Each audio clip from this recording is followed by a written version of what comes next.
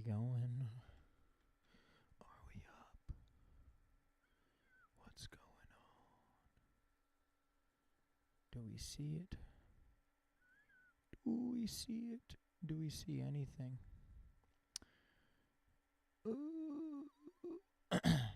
Maybe. I don't see anything but black. Black screen. What? What the hell? Oh, there we go. I think we're up now. What up, gang? All right, yo. So, welcome to it, episode 100 of the Bard of All Trades podcast. I'm your host, Brad the Bard. We have a nifty little arrangement for you today. I'm going to be going through a bunch of stuff, just talking about the journey, and just a bunch of other stuff and where we're headed. It's going to be a good time, man. Yeah, man, I love you guys. I love this project. I don't know. I kind of want to open it up with a little something. So, I have here the entirety of the Bard of All Trades catalog, and it's not in order, I found out, which is like, I wonder if that's my fault or YouTube's fault.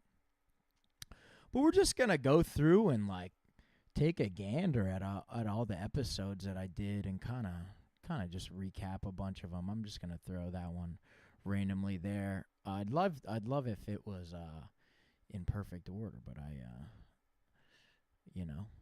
it's not. All right, so yeah, man. We're gonna do that. I'm just gonna drag a couple of these like in a better order. I'll move them around more later. I should have went through this and did more preparation, but that's how it be. That's how it do. So let's start from. I'll just start from the bottom. Even though it won't be like perfect sequential order, I think I'll start with the first podcast ever though. I'll kind of scroll back down in a minute for that. Where'd it go? Yeah. All right. So episode number 1 was with Kevin McGee, man. Kevin McGee, yo, I love that guy. That was my favorite. It was my favorite band that I had like a keyboard player in, and it was Kevin. And I haven't had too many bands where we had a keyboard player, but that one counts a lot, man. I love Kevin McGee. Kevin's a really great person to look up to for kids. I know he works with kids now. He's a teacher, and he's one of the smartest dudes around, man. I love Kevin McGee. We got to perform one of the songs, Death, from that one's cool, right? So we had this idea to do like the 4 Horsemen of the Apocalypse on an EP. It never came to life. Maybe I'll bring Kevin into the fold for Protagon and feature him, and we'll do it with Protagon. I think that would be cool. But yeah, we can. We'll see what happens. And YouTube's yelling at me. Bit rate. Let me just see if I can adjust the bit rate. What do they want? 6,800.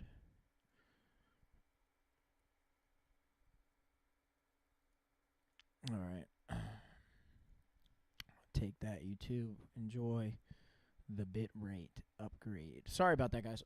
Yeah, man. So, all right, episode 2. Podcast doing weird stuff.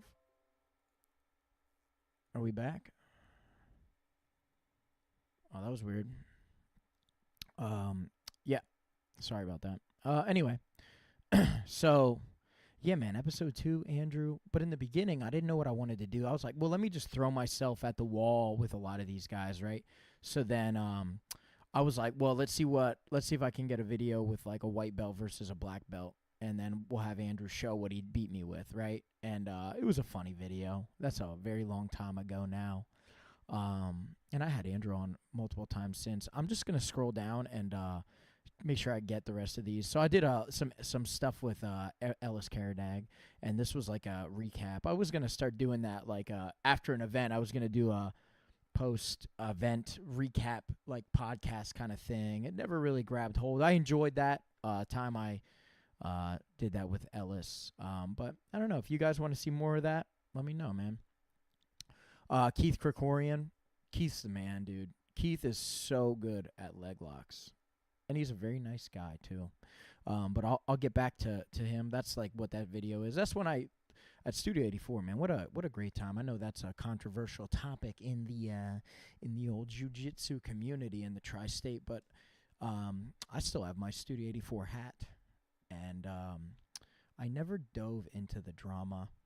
And I still don't really know what happened.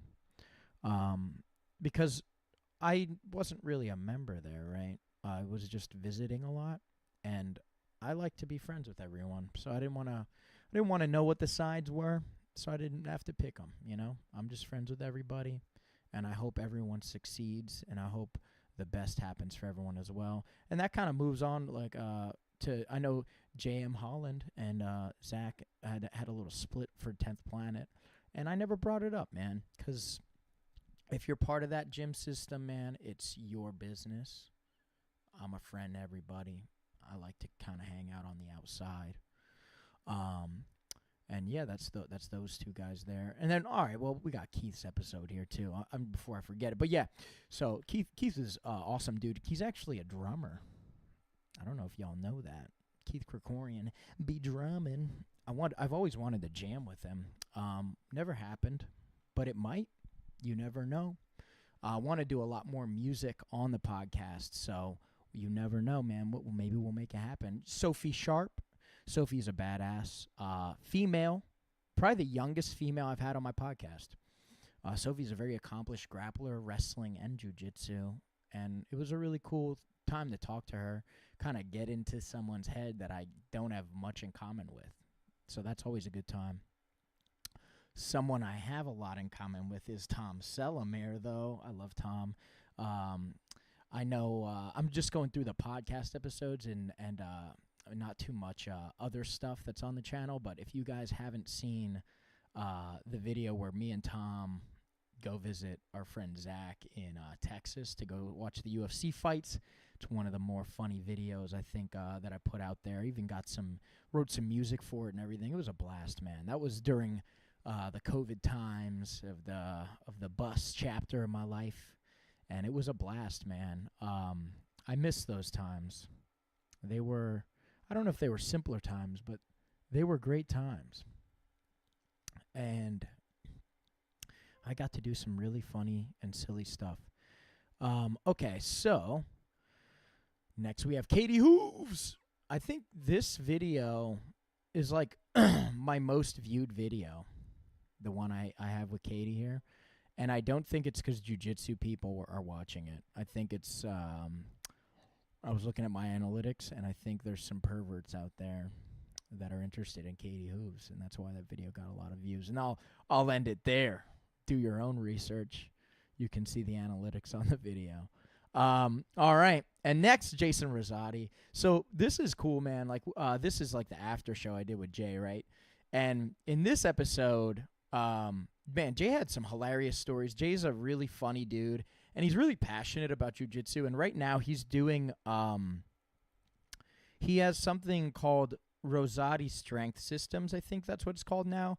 And he's always posting cool tips and like, yo, like, here's what you should do to train to be strong in jiu-jitsu. And I think a lot of his stuff's really good. Mike Rockshawn, Cool Rack, I had him on the show. Cool Rack was awesome. I love Cool Rack. In fact, I actually was there when he got belted for his brown belt. Jake Shields seminar. I was there, and if you look at the picture on his Instagram, you see me. I'm about to smack his belly. That was so fun, man. Mike's a great dude, though. He's a very silly cat, and he's a fun person to train with. And he has a great program over there with Immortals, man. I've rolled with those guys a small number of times, but every time we do it, it's hard work, baby. Next is Sam McHale. Sam's the man. I've had Sam on multiple times too. And I think we're doing another Emerald City here. I got to hit him up. I keep forgetting. We keep seeing each other and not discussing it. But yeah, man, Emerald City is like that was the beginning of my filming of martial arts. That was the first big jiu-jitsu live stream promotion that I did. And I won't mention the production company that I was with at the time because that melted down poorly. But if you guys need somebody, you call me up. And I'm with Rose Hunter Productions now. And it's a great team. It's a great environment. It's a bunch of martial artists who are passionate about the sports that they're filming. All right? Well, I don't need to say anything else on that. Anyway, next one, Natalie Boss. Yo, so there's a funny story, dude. So I actually, for those of you that seen my rash guards that I put out, Hold Fast is who I ordered through, right? And he put together my order, and he accidentally shipped them to Nat, which is so funny because he was like, "Oh man, like I accidentally shipped your stuff to someone else. They're gonna be reshipping it to you." And I'm like, "Oh man!" And then he was like, "Yo, the person that has them, her name's Natalie." And I'm like, "Really? That's interesting. What's her?" And then I think he gave me her contact information, was her Instagram or her phone number or something. And I looked through my phone and I already had her contact in there. I'm like, "Oh shit, dude, I know Nat." That's so funny. So I hit her up and I said, "I heard you got some of my stuff." It was a pretty funny time. But yeah, she moved to Texas. This was in Philly though. And this was a really fun episode, man. Nat's such a cool chick. And I love the breath work stuff, man. I'm a huge fan of Wim Hof. I'm a huge fan of Nat. I think I would love to do like some cold plunge stuff content with her in the future. I just met the people over there at Warriors Garden in Philly, and it's great, man. It's great stuff. All right, the John Wick of BCBJJ. Eric the man. That was a fun episode. We got to pull out guns on the podcast. And it was sick, man. Like I'm from Berks County, right? So the fact that I got to have like one of the OG and probably the best Berks County Brazilian Jiu-Jitsu gym at the time. I can't say that anymore because I know Valley's down there and I don't want Andrew to beat my ass. But BCBJJ is an amazing spot. They train a lot of cool stuff. They have a great gi program, and they have super talented people in there. A lot of really cool dudes come out of there, and a lot of active competitors as well, man. Great times. And Eric has some of the coolest gun stuff around. Then I have Wes Nile here. So some episodes I never got to do after shows with. Like I see the Mike Rockshon ones up here, and man, I was so beat up because I was rolling with Sean Yadamarco, and he was giving me the grease, man. He was fucking my face up, and I'm like bloodied for that podcast. But it was so good, man. Yeah, shout out to. I never got to have Sean Yadamarco on. I need to have him on. I know he's running Bergen County over there. He's got a lot of really good dudes. I'm a big fan of Sean too. He's super fun to watch compete. So if anyone's watching this that trains over there, mention it to him. Let me get him on the show. He's always taking on crazy fights too. But anyway, slap a little more gain on that joint right there. What else? Okay, so yeah, Wes Nile, right? So Wes is super cool. That was a super fun podcast. Got to do that at Champion Stack Studio, which is an awesome studio in New Jersey. Highly recommend. But I never got to do an after show with Wes. I wanted to do like some kind of collab thing, and I think if everything works out, I'll be able to do it with those guys sooner than later. All the guys that I'm missing. I have a lot of New Jersey hip hop guys, so I'm gonna try to collab with them. We'll see what the summer brings. Anyway, moving on. Jay Rigoberto, the man. I'm gonna have Jay on again. Actually, I love Jay. I met Jay through Gaetano at Studio 84, and it was awesome, man. Like Jay was like this kind of like to me at the time, like this untouchable, like, oh my God, like he's a jiu-jitsu legend. Like, how am I going to interact with him ever? Like, that's never going to happen. And then it worked out that he like was nice as hell. He's the nicest guy, like one of the nicest guys I've ever met. And yeah, man, we had a podcast, and we've been really good friends ever since, man. I love Jay. We have the Illuminati grappling. Look at this, man. I literally have Jay's face on me right now. But we're running the Illuminati grappling squad over there. It's a great time, man. Jay's always putting together great stuff. He's affiliated with some of the people I respect the most in the competitive circuit too, man, and it's beautiful. This is kind of a completely random thing right here. So, ooh, I'm gonna have like I can just resize this one. Yeah, all right. I'll show something in a second. But Matt Bailey. These are not in order, and I'm sorry. Matt Bailey, dude. Matt Bailey's like the reason I started, well, not started, but he's the reason I chased down performing music to the extent that I did. I love Matt Bailey, man. He actually moved to California, and he's doing really well. I love Matt Bailey. This is one of our famous mashups, dude.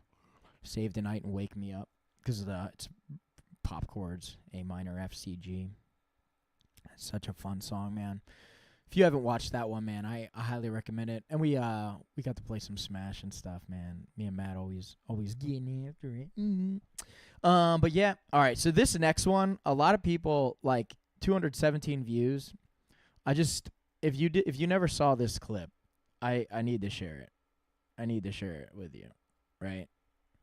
So this is me skating with John.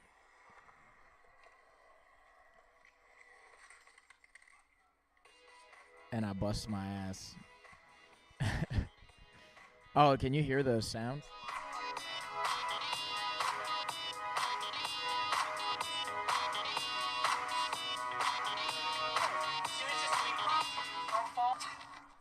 Yeah, so that was a funny ass video, man, and a lot of people I don't think ever saw that video. I don't know. I don't know. I never really. Of course, actually when I lived in the bus. I really wanted this to be something that made me money, right? But I'm gonna talk about that in a minute too. Like, I'm changing the way and the approach and everything, like the vision for the podcast, and it's just gonna be a different thing. You know what I mean? Like, I was hoping to get more views with silly stuff and trying to go viral with a lot of these things. It's tough, man.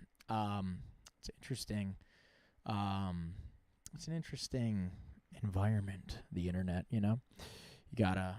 That's why I'm holding a microphone right now. So this is the new fad, right? How do you like this, guys? Look, I'm relevant. I'm holding the microphone instead of using a mic stand. I don't understand why that's popular right now. And I don't know. Why do people hold the microphone now? Why is it uncool to have it on a stand? I don't know. And like the hold the lapel mic. I don't get it. I guess it's some people told me it was like it's a protest against Hollywood and big pharma. I don't know. Anyway, the next episode I have written here is Elon Lift, the space nerd. I don't have an after show with Elon. I wanted to like get one of those telescopes that could look at the moon. But all right, I'm gonna pop this one actually out. Shout out to Brave Browser. But this is such a cool episode because this was the first time I did like I think it's the first one I ever did a green screen on. So we have a live satellite view of Earth going on in the background of the podcast. And you can tell like the cup of water is all messed up and like I don't know. Dude, this was just such a silly podcast and it looks like shit, but it was such a fun conversation that I had with Elon.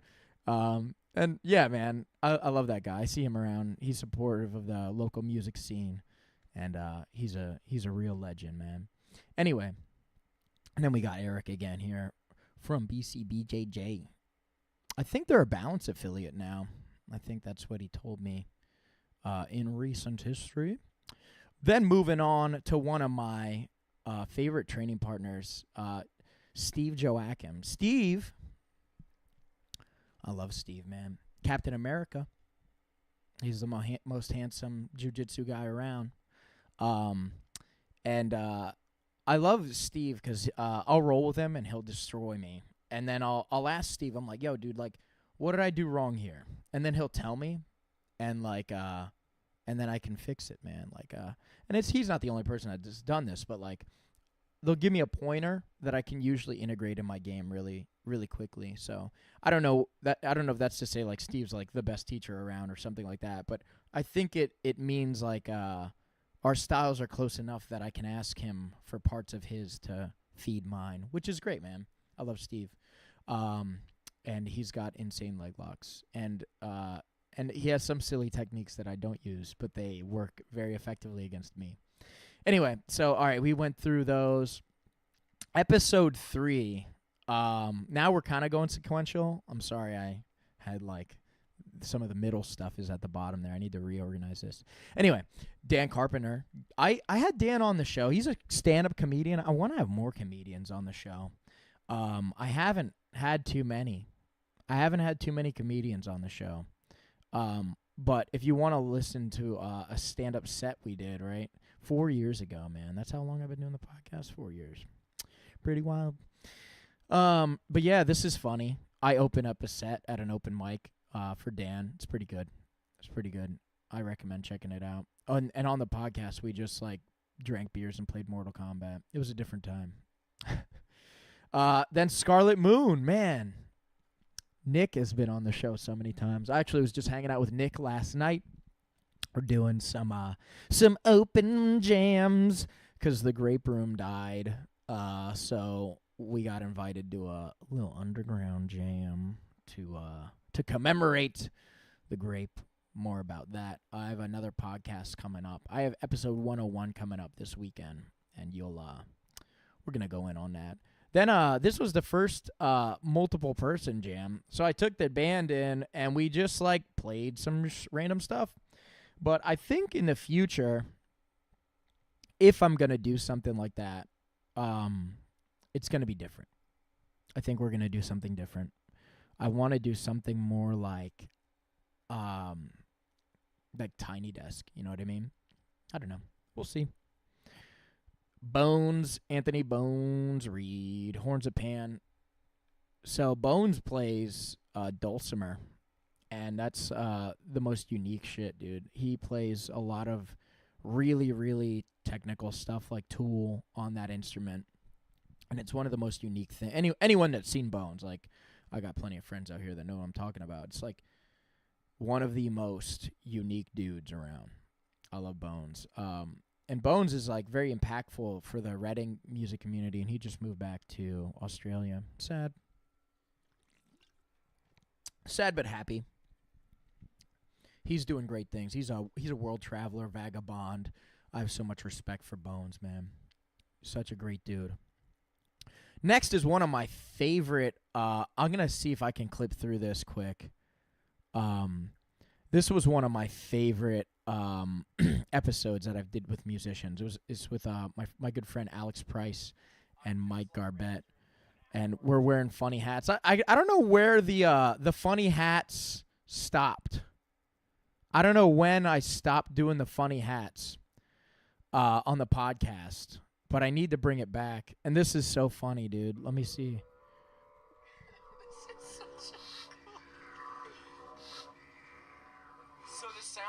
Travels through, like, you're not breathing the whole time. Like you were taking inhales and it was still going. Yeah, so circular breathing. Cool. Yeah, dude, Mike is so good. But yeah, I try this. I don't know. Like, this is just a hilarious thing. All right, here we go. This is so dumb. Literally, that's it. Just take a deep breath and go for it. Yo, didgeridoos are hard as shit, bro. Oh, man. That was a very fun episode. I think, like, all right, so the reason I love that is because, like, we just literally interacted with a lot of instruments and things like that, and, like, they just pulled out a bag of tricks. And I'm going to do more stuff like that in the future, so keep an eye out for it. This was one of the coolest jams, too, we did. Very soundscapey, weird. It's a very cool thing. I love those guys. I want to see them back soon. Brett Unspatch and Avery from Ultraviolent. I played shows with these guys back when I was in Scarlet Moon with Nick and Ryder. And, dude, Brett is in Galactic Empire now. Avery's, like, a very accomplished world traveler, and, like, he's doing really great things with his life as well, man. Amazing, amazing, amazing stuff, man. I love these guys. And they are going to definitely... I haven't... That's another one. No after show with Ultraviolent. Stand by, dude. It wasn't time, but the time is coming. We're going to... I would love to do a double header with them. Protagon and Ultraviolent. Keep an eye out, man. I'm working it. I'm working the angles. All right, so we got Vidinian next. Man, that's my cousin. Vidinian, he's one of the show sponsors. I'm changing the sponsorship stuff on the show too. We're gonna do stuff differently. In the future, man. Yeah. Oh, I see. Let me change some things here. I'm gonna just put this drone. Oh, I made a mistake. I'm sorry. I had an overlay and I am not using it properly. Oh God. I'm sorry.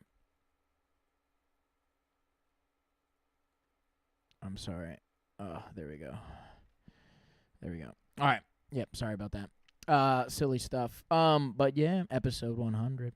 Yeah, so I had Chris on. We just played some Smash, and then he was visiting, and we did a cool tournament in Philly that he sponsored.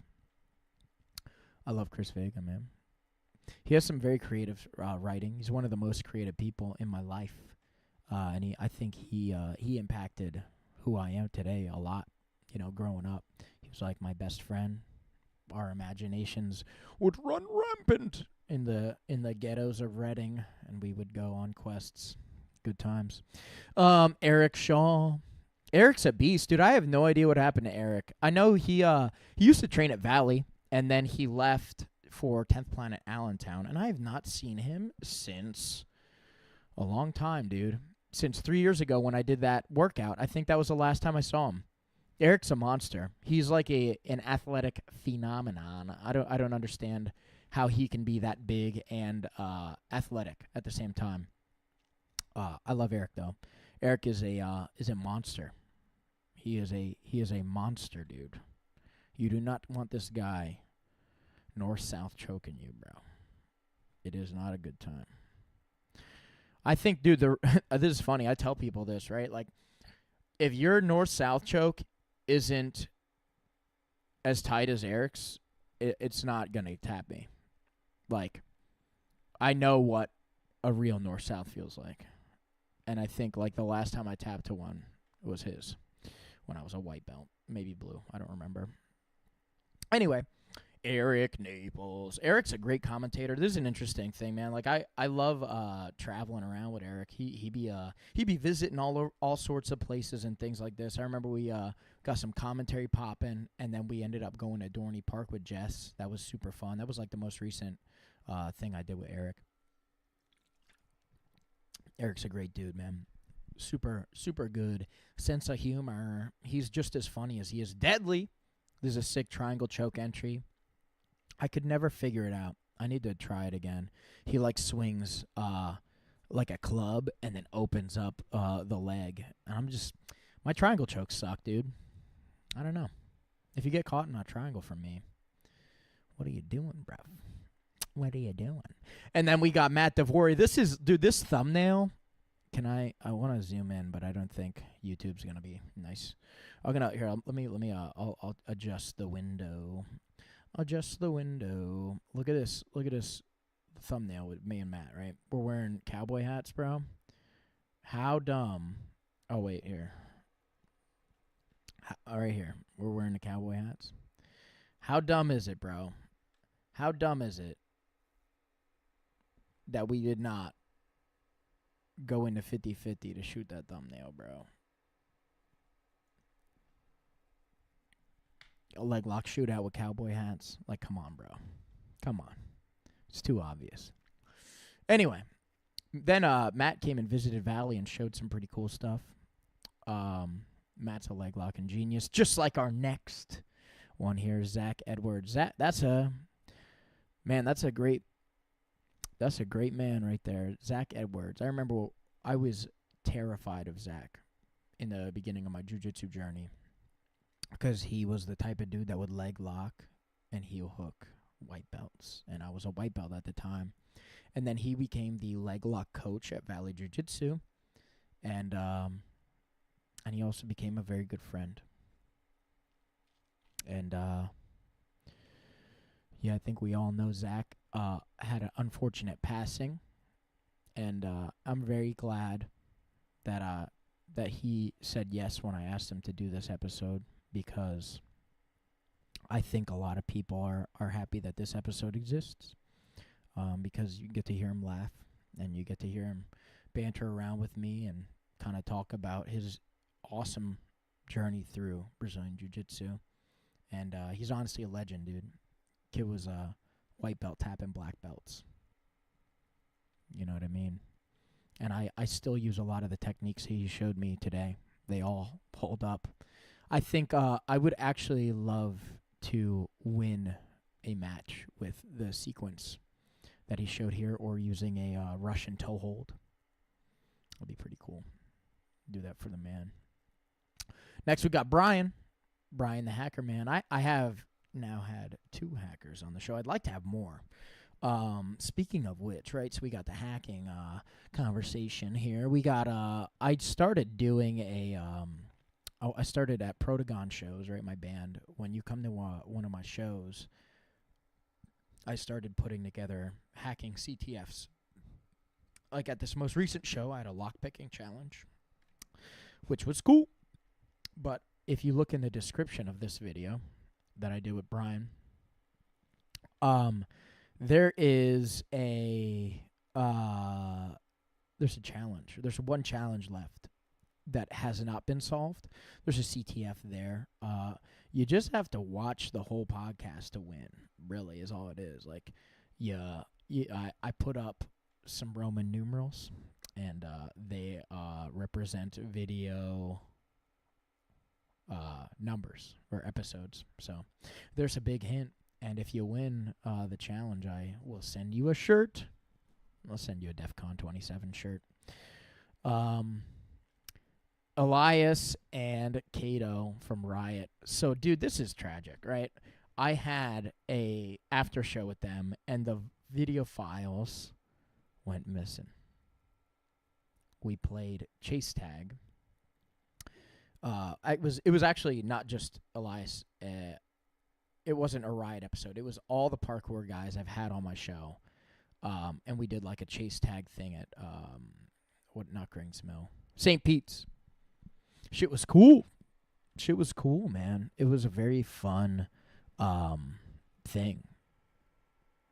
I'm gonna try to bump the volume up a little bit. But yeah, man, we did some really cool stuff at St. Pete's. And that's it. It never went further than that, which sucks. 'Cause now I have to do it again. I think it's gonna be cool. I owe it to them to put that together again. Anyway, this was one of my all-time favorite episodes combined, right? I had Phil Groff. He's a cop that trains cops. And we had these simunitions. It looks like a Glock, but the bullets are paintballs, and it hurts like a paintball. It hurts like shit.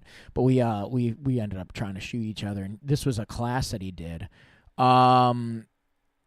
Yeah, it was fucking awesome, dude. This I've done multiple of Phil's courses now, and they're all very legit. Highly recommend vigor training for anyone who wants to mess around with guns and get some training in. Very reasonable prices, and it's like karate versus like Muay Thai, right? It's like one of them you break boards and you're just shooting a target, and the other one is like you're sparring. So like you gotta go take your skills and put them up against somebody of comparable skill or lesser or greater skill, Very cool. Anthony Orozco, Glyph, the poet. So we had this was an interesting one, right? So I want to have Anthony back on. Actually, Anthony's a very like he's like one of the few journalists I've had on, and I want to have more journalists on. Or I had this idea with Rose Hunter Productions. I was gonna like have like a journalism spin-off thing on the YouTube channel or something like that, where I was gonna pay journalists to investigate things. But you know, we'll see. I need some of these projects to make their own money so that I can reinvest it, because that's kind of where I'm at with it right now. You know, I'm not trying to make a living doing this stuff anymore. It's all gonna be very creative vision oriented. But yeah, this the poetry workshop that he did was awesome. Highly recommend. Xavier Marrero from BCBJJ, another guy from BCBJJ there. That's a pretty silly episode. We say some silly things. I need to change that thumbnail. Dumbass chapter, man. But yeah, Xavier's funny, man.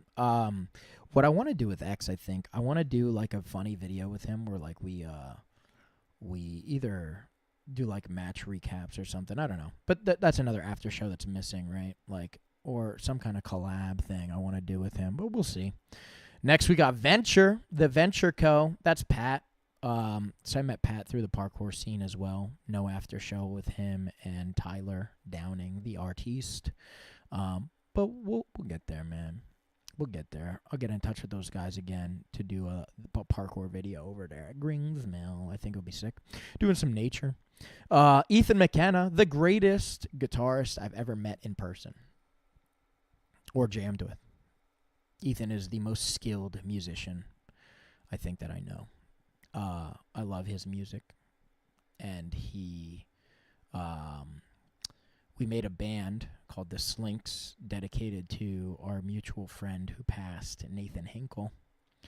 And that was a very interesting chapter. We were living, that was when Ethan had a bus, and I had a bus, and our friend Joe Hinkle had a bus. And very silly chapter of that, because we just, we lived in the buses, dude. It was a very silly time.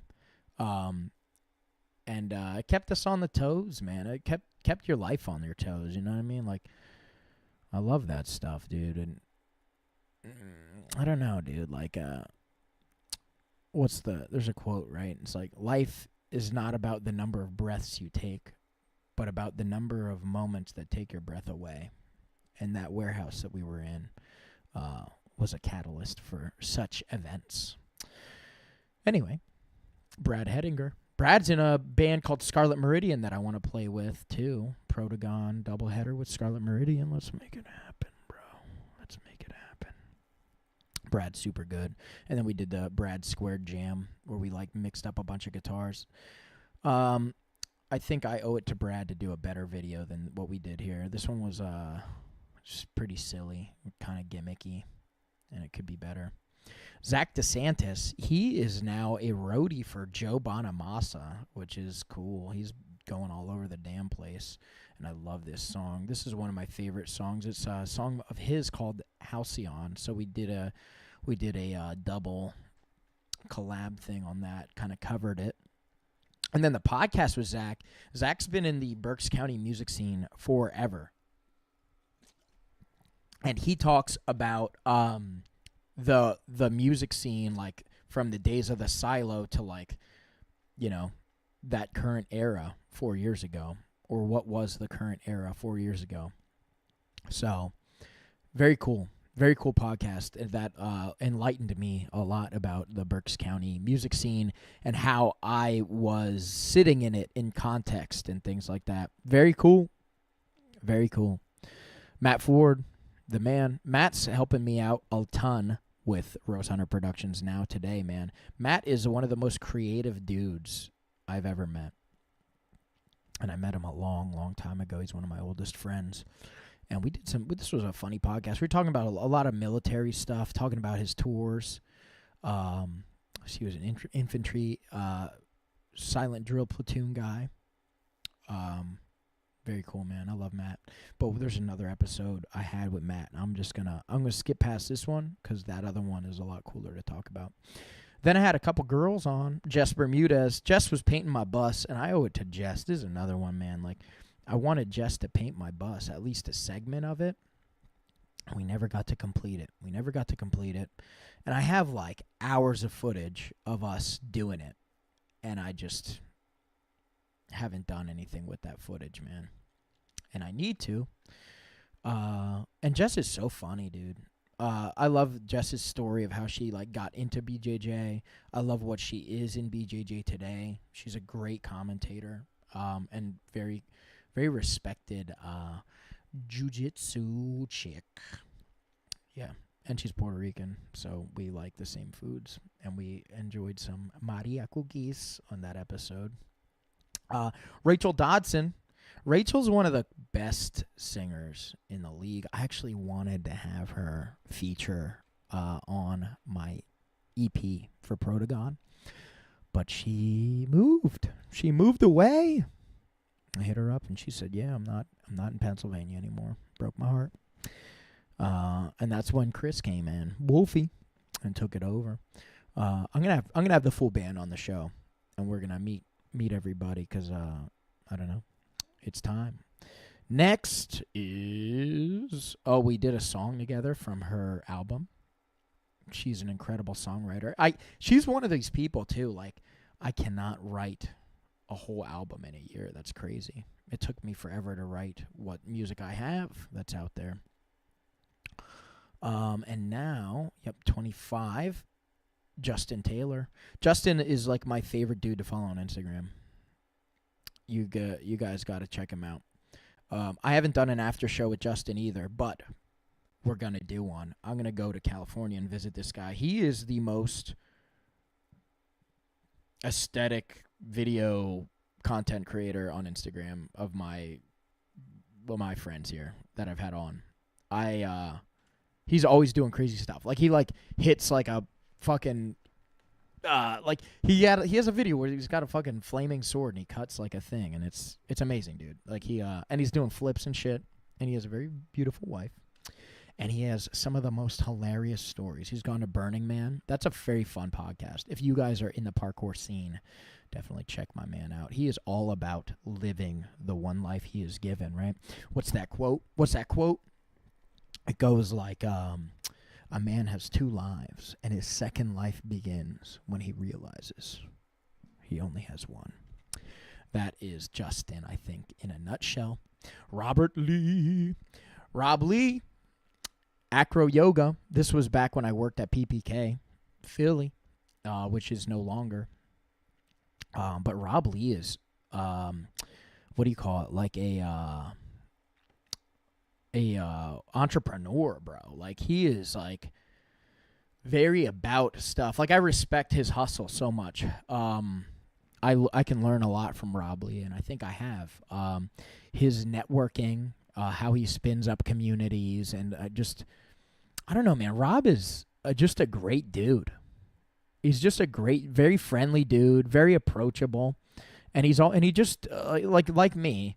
If he has this we talk about it on the podcast. Like, he wanted to lift 1,000 people in a year or some such, or I think that's what it was, or maybe I don't remember exactly what it was, but he wanted to lift 1,000 people.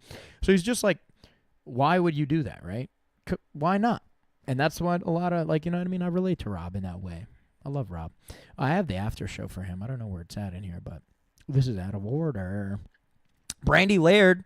Brandy's another parkour person. I want to go visit her in Seattle because I know there's some good training out there. I actually have the footage from a seminar she did at PPK, and I want to post an after show with that, but I just haven't combed through the footage because I'm a bum. So that's an example of, like, I just haven't edited the video, but there's an after show coming. Rob Deagle from the DDS. This was a fun episode, man. This was an interesting chapter, right? We were, the COVID lockdown happened, and jiu-jitsu was illegal.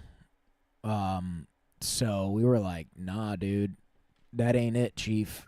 And we ended up just doing jiu-jitsu anyway in the Black Basement, which you can see up here. And that's kind of where I got to know Rob. And Rob is an extremely skilled jiu-jitsu practitioner. We're seeing that, man. He's going all over the world, teaching, training, releasing all kinds of seminars, and I've filmed a bunch of his instructionals. Yeah, Rob has shared a lot of gold nuggets with me. I know we just talked about Matt Bailey, but I fucking love Matt Bailey, dude. Matt Bailey is the reason that I am the performer that I am today. And you can take that to the bank. Jason Rosati again. I need to put the after show with this. It's like, oh, we're kind of getting in order. Jason Rosati. I love that guy, dude. I see him out here. He competes a lot still, and he's tearing up the scene. He's training with Jason Rao. And you see him in his Instagram videos all the time as the Uke. Jay is, he's coming up. He's coming up, dude. And he has a great strength system. I want to go lift with him. I bet it's going to be a good time. I haven't seen him. I haven't hung out with him in a while. I've seen him. He was at ADCC recently.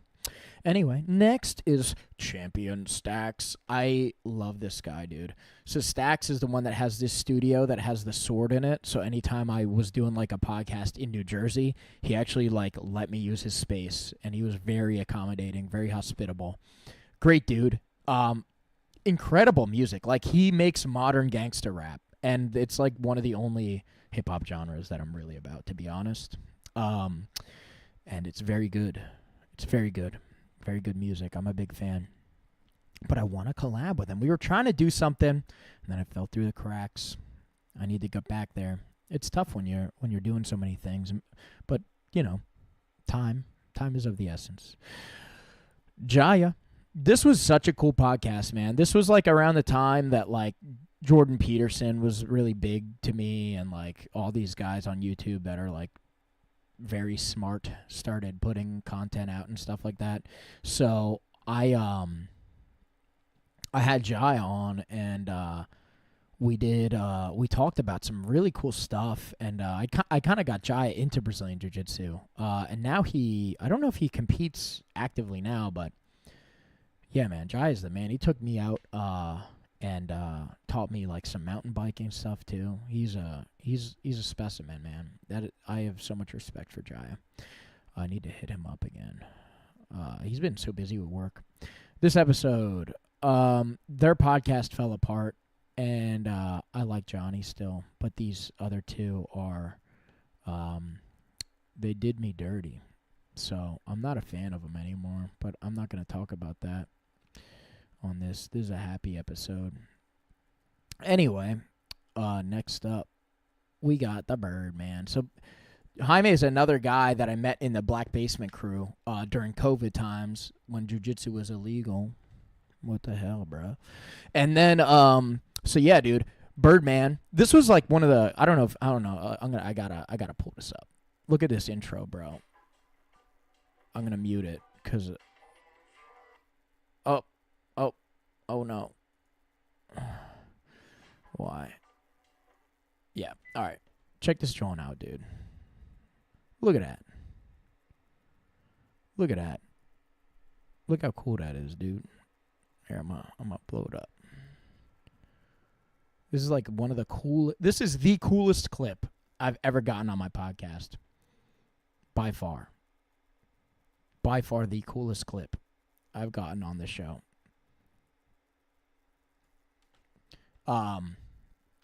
And Boomerang is the name of this beautiful bird.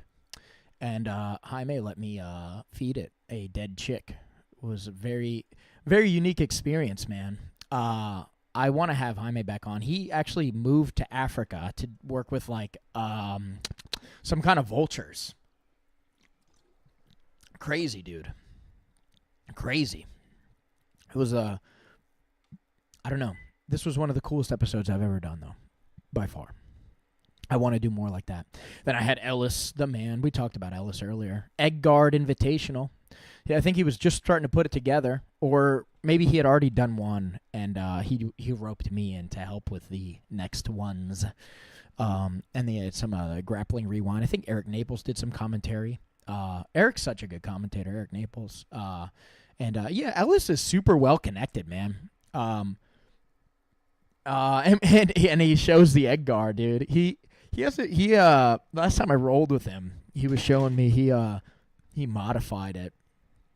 And he started doing a thing he likes to call the snapping turtle, where he goes to the egg and then opens up and takes you a leg.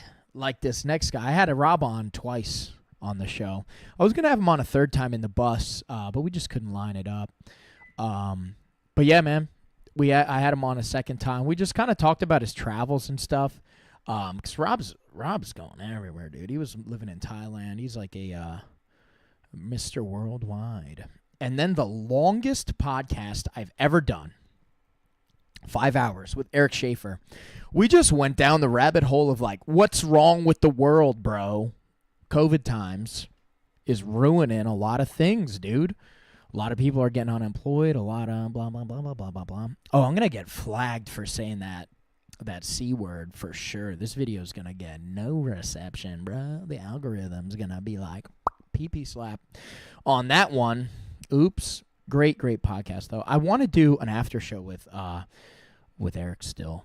I'm thinking about taking my Kiesel there, and I'm going to have him help me put inlays in it or something. I don't know. Something guitar-y, because he makes guitars, dude.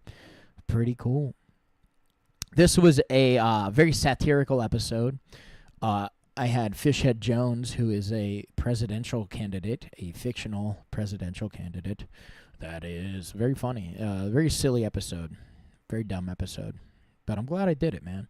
The early 50 episodes was very experimental. I didn't hit like my stride. I didn't marry myself to one idea yet of how I wanted to do the podcast, and I was just getting the bus like kind of finished and ready to go on the road around that time, or some such. I don't remember, dude.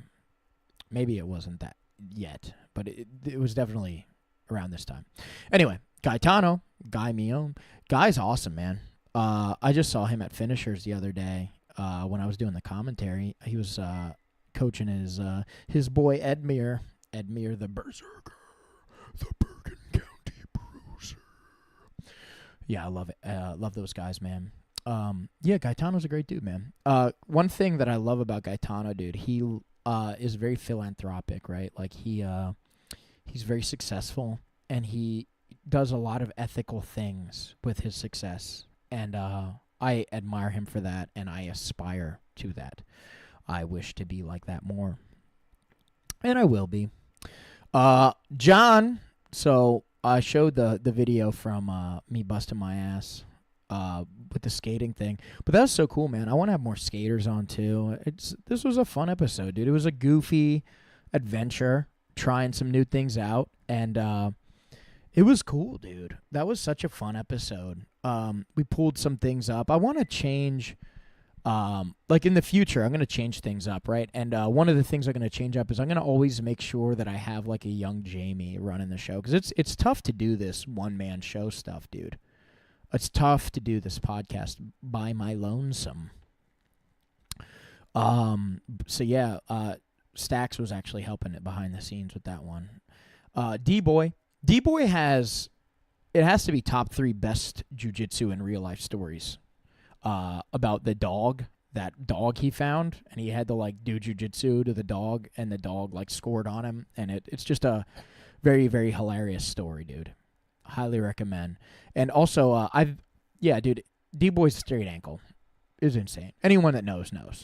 I even went to one of D-Boy's seminars on the straight ankle. Bro, this thing hurts. So much pain. And I have a pretty good straight ankle as a result, man. Him and Andrew both have insane straight ankles, and that's why mine's pretty good.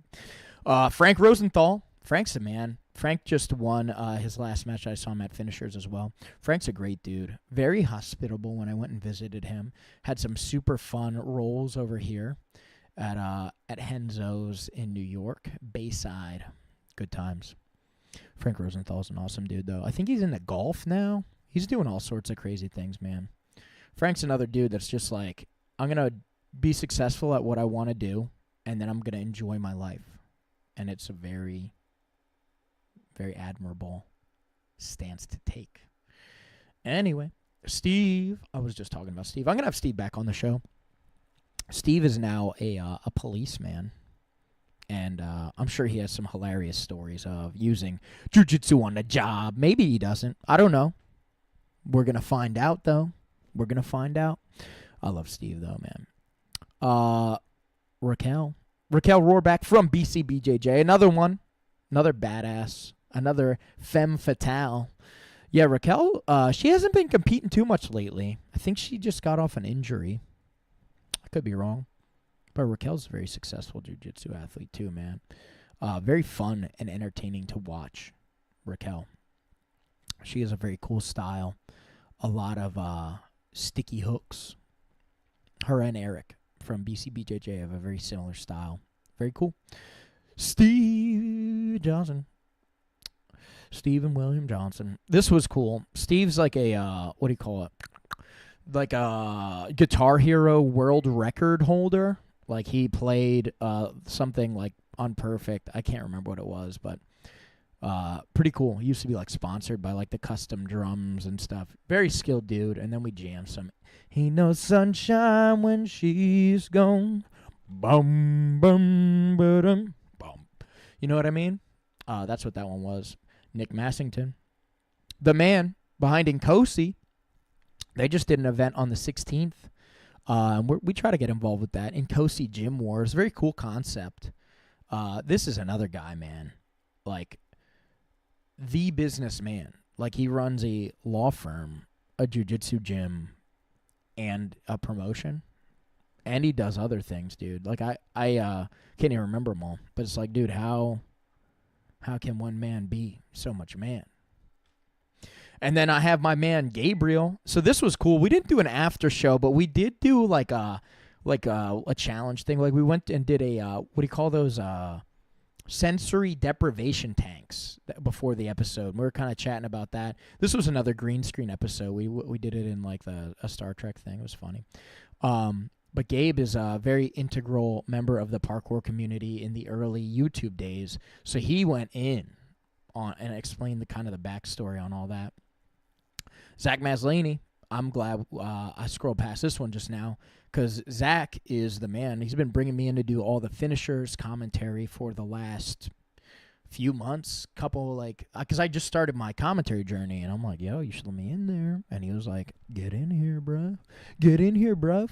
So I love Zach, man. They finishers over there, man. Such a good spot. They have a ton of their dudes fighting this weekend at Maverick. I'm actually going to finishers tonight to spar because your boy started doing MMA, man. I started doing MMA, and I've been going up occasionally to spar with the finishers crew. And I also visited Martinez this weekend and sparred with those guys. I don't know, man. I don't know if there's any jiu-jitsu guys out there, man. I've been training almost 10 years. And sometimes you lose passion for it, and you got to remember, like, why do I train? And I asked myself, like, why do I train? And the reason I train is because I want to be good at, like, self-defense. That was the original reason, right? And then I became passionate about BJJ, but it's like, let's go back to them roots. Like, can we throw hands effectively? Like, what if we end up in some street beef altercations? Can we handle ourselves? So that's why I started doing MMA, guys. It's very fun. Cardio is on a different level than BJJ too. Kevin Bradley. K-Brads, he's getting married. Kevin's getting married. Kevin is such a silly dude. That was such a fun... dude, let me tell you like some backstory behind this. So I was in Buffalo, New York, dude. I slept on the Canadian border of Buffalo, New York, in my school bus. The weekend I went and visited him. And, like, they were making it a big deal. Like, because I was parked on the bridge. I couldn't find parking. I don't know how I ended up there. But, like, I did a lap, and, like, the Canadian dude was like, oh, dude, like, do you have a passport? I'm like, bro, I literally just did a loop to leave. They said to go this way so I could leave. And he was, like, thinking about, like, what he needed to do, like, the protocol. And I was like, bro, please don't search my bus. I have things that probably are not legal in New York in here. All right, that's enough about that. Then I drove to Syracuse, New York, to visit the man, Sam McHale, again. This was we got into more Emerald City stuff. I hung out with the crew down there, man. Great jiu-jitsu over there in Syracuse, New York. Pin to Win, that's the name of the place. Oh, and the other episodes with those guys is right here. We'll talk about that shortly. This should go here. Yeah, dude, super funny. Yeah. Look, some of these are a little out of order. There we go. Yeah, super fun, dude. Sam McHale. Yeah, that was when he was at Pin to Win. I can't remember the other stuff. It was crazy, man. Like, I hung out with those guys. That was a super cool chapter of the bus journey, though. Shout out to Sam McHale for his amazing hospitality, and he showed some Dagestani pin stuff that is very legit, and I use it to this day. Very good stuff. Tomas Garcia, another probably top 3 best jiu-jitsu in real life stories. And here we go. Like, Officer Tomas shows us how to handle an unruly arrest. A very clickbaity title. Got a good number of views probably because of that. Tomas has some super funny stories, dude. Super funny jiu-jitsu in real life stories. And he was just such a great guest. I'm going to have Tomas on again. And he's an active competitor, dude. I love Tomas. That was such a fun podcast. Shout out to Tomas. Then Mark Gervais.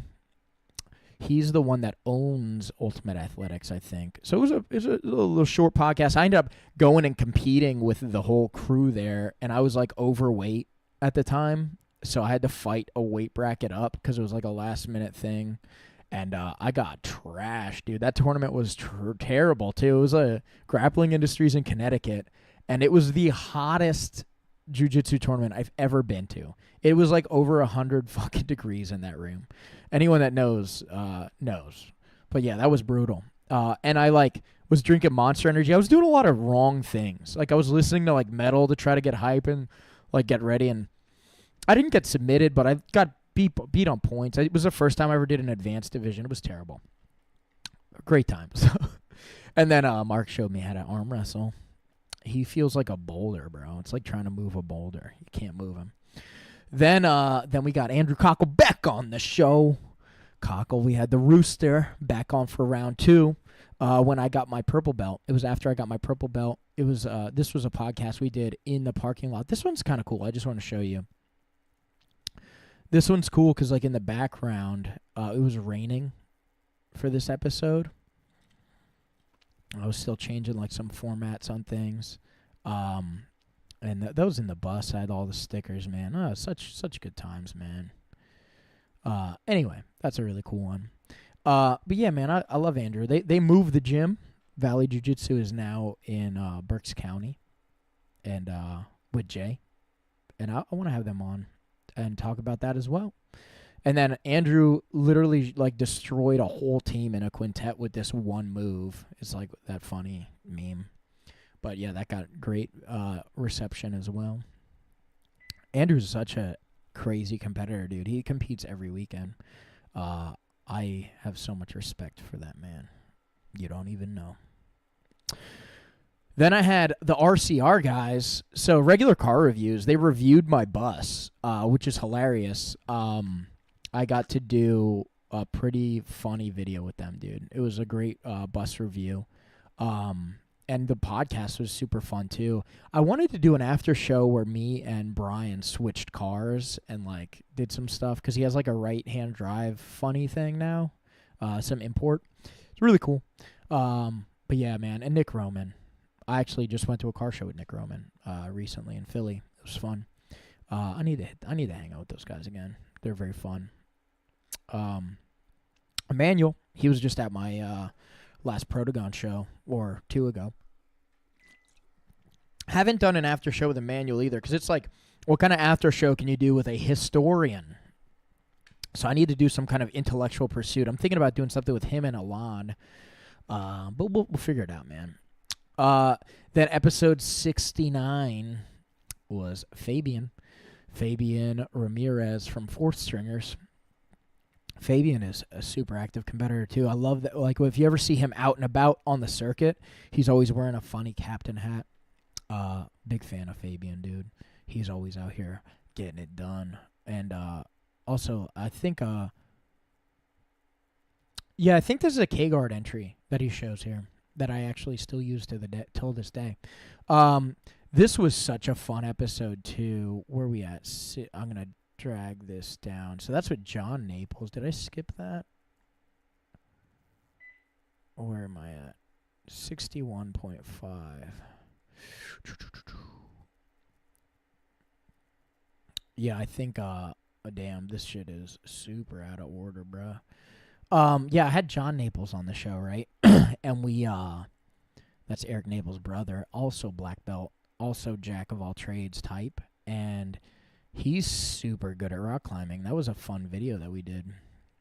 I want to do more rock climbing videos. I think there's a lot of potential for cool videography stuff. It's tough when you're a one-man show, dude. It's tough when you're a one-man show.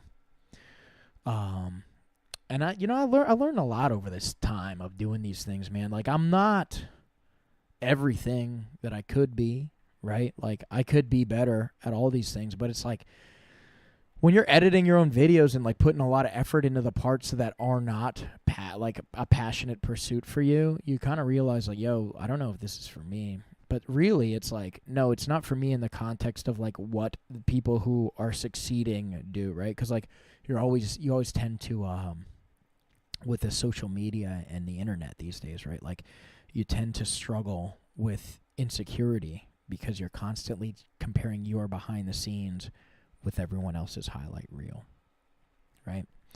Anyway, I don't want to go down any crazy rabbit holes with that. Anyway, this was so fucking cool, dude. This was like the beginning of me deciding like, okay, I'm going to make a new band. Because I was just kind of a solo act, and I'm like, no, it's time. Jay Fritz Schaefer from Pagoda City Records on the podcast, and Jay is the man. If you are in Berks County and you need your music recorded, you are doing yourself a disservice if you're not going to Pagoda City Records. Jay is the man. Very cool dude. Super, like, I did the Protagon Gathering Storm EP at Pagoda City Records, right? And, dude, Jay would listen to anything that I said. He'd digest it and then, like, come back and suggest things. And, like, if it wasn't for him, it wouldn't have came out as good as I think it did. And it's the first time like I listened back to myself and I was like actually satisfied. Like that took forever, dude. Like I've been playing music longer than I've been doing jiu-jitsu or anything else like that, dude. And like I was always insecure with it until this time, dude. Jay really brought it to the next level. And he was so kind as to let us do this collaborative session at his studio where I invited every musician had had on the podcast, including the rappers, but they didn't show up. And I knew that. I didn't want it to be a crazy full house, but I was like, probably like less than half of the people I invite are going to show up. So huge after show at Pagoda City Records with a bunch of really skilled musicians like Bones, Zach DeSantis. Just watch the video, man. Just watch the video. Jordan Wissinger and his Wissinger's Woodshop project. This was such a cool one. What we did, so he has a wood shop, right? And we actually went in there and made a bunch of his famous wood-burnt American flags. And what we did with those flags is we gave them to, like, quickest submission of the night and quickest male and female, quickest submission of the night for Riverfront fights. And I haven't had Billy Shaw or Ellie Shaw on the show from Riverfront, and I need to because they are great people, man. They are great people.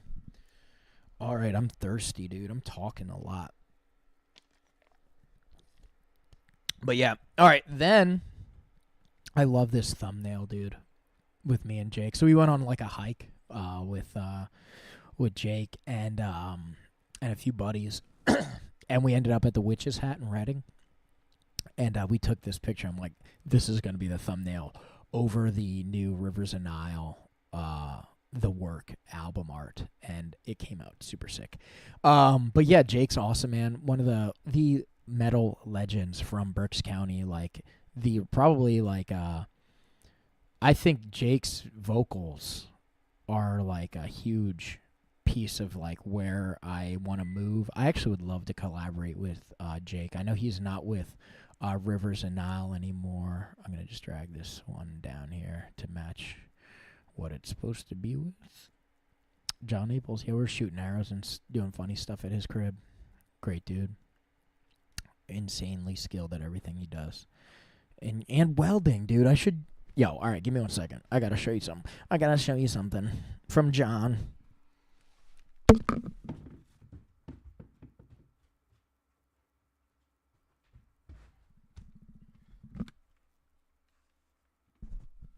All right.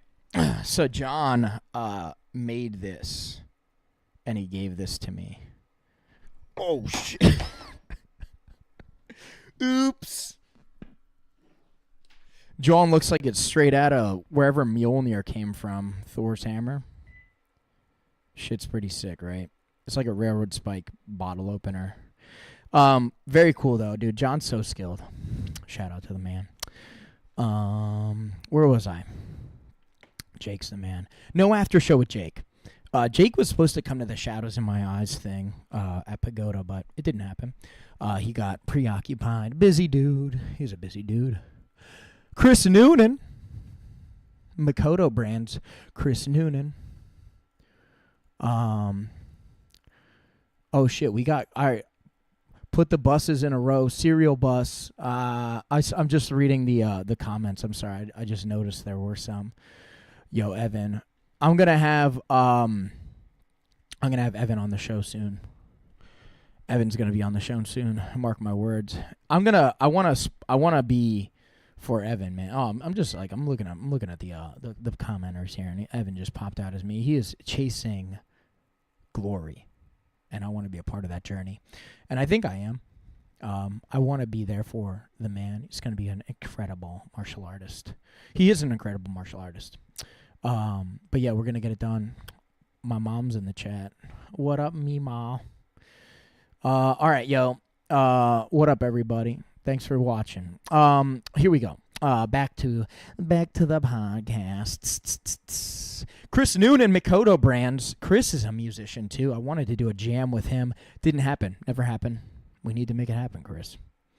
I need to visit. I know he does like some really cool stuff. Java the Wise is his music project. Very cool. This was an interesting one. Eric Degatti.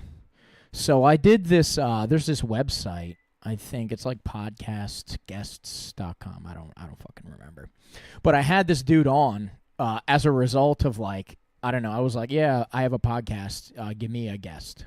And it's like a free thing. And then we got matched up. And I'm like, all right, I got a school bus. I'm going to come to you. Let's do it.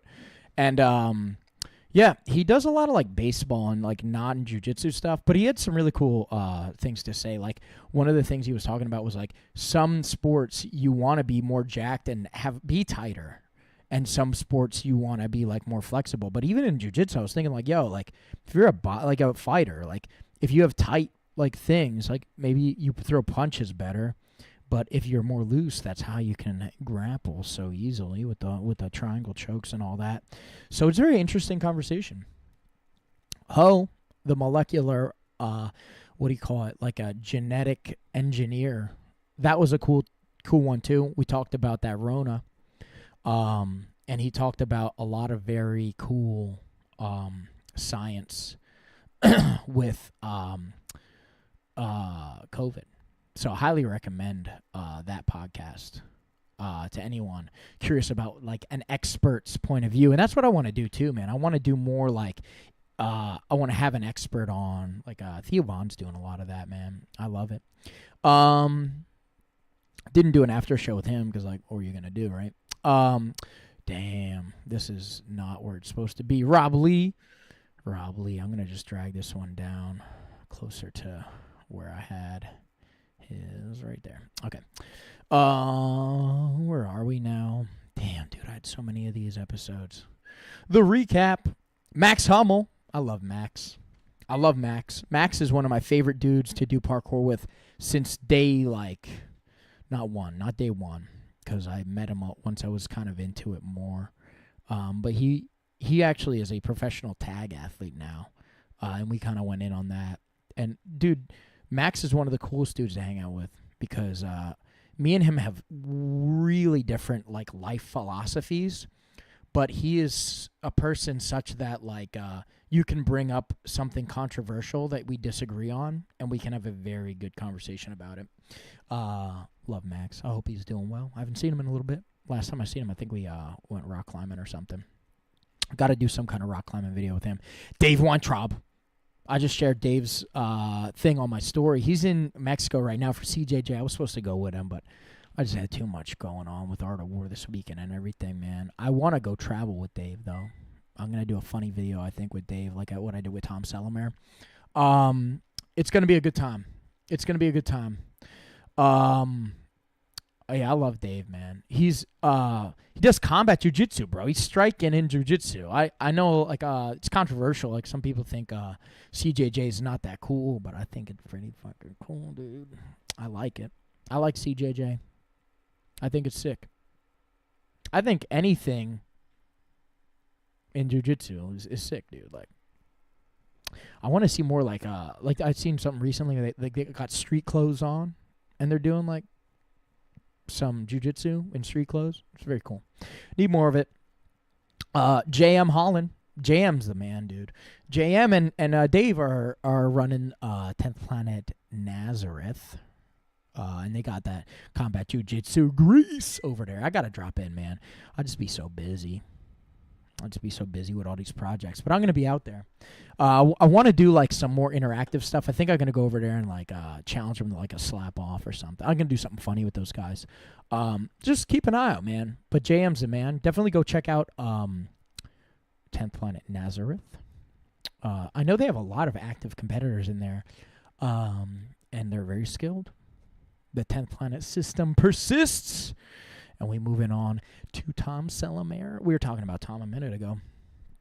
Oh, this is kind of weird.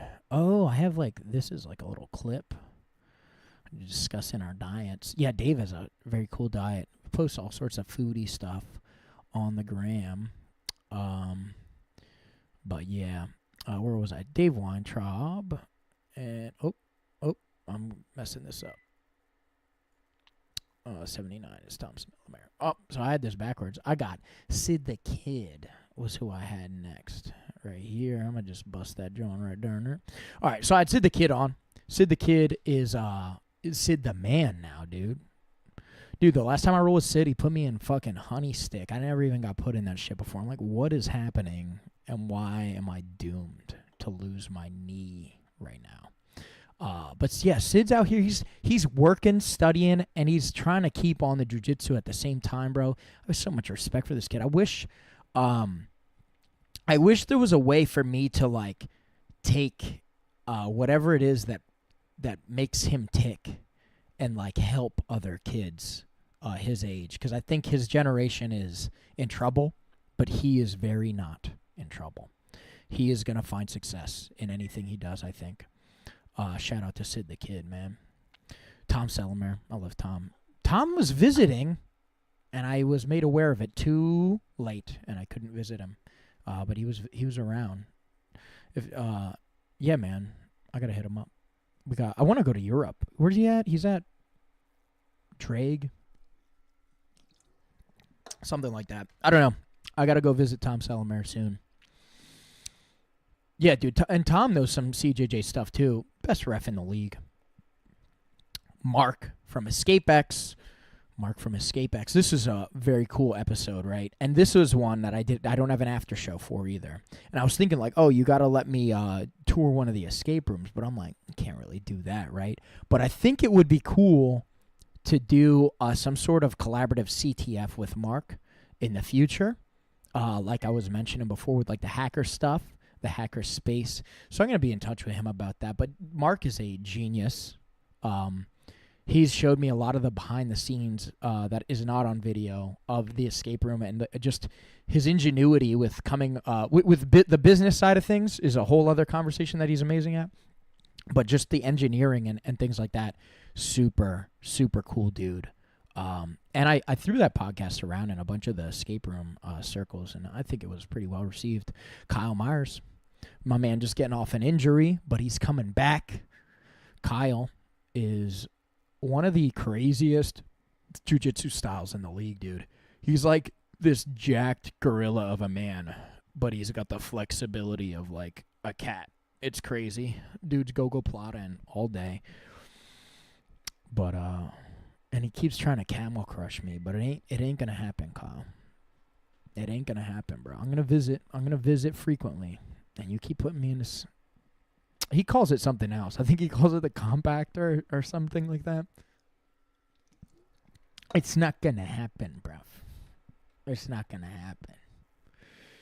I don't tap to pressure, bro.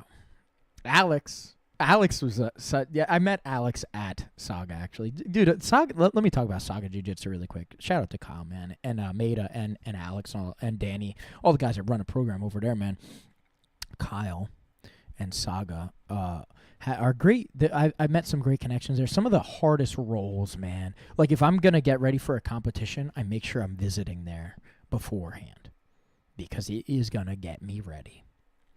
Their Monday comp class is insane. Highly recommend. Alex, this was right around the time that Ukraine and Russia popped off that I had Alex on the show. Great timing. Alex is from over there, right? I can't remember where exactly he's from. I don't want to say the wrong thing, but I know it's in Russia. Somewhere in Russia, bro.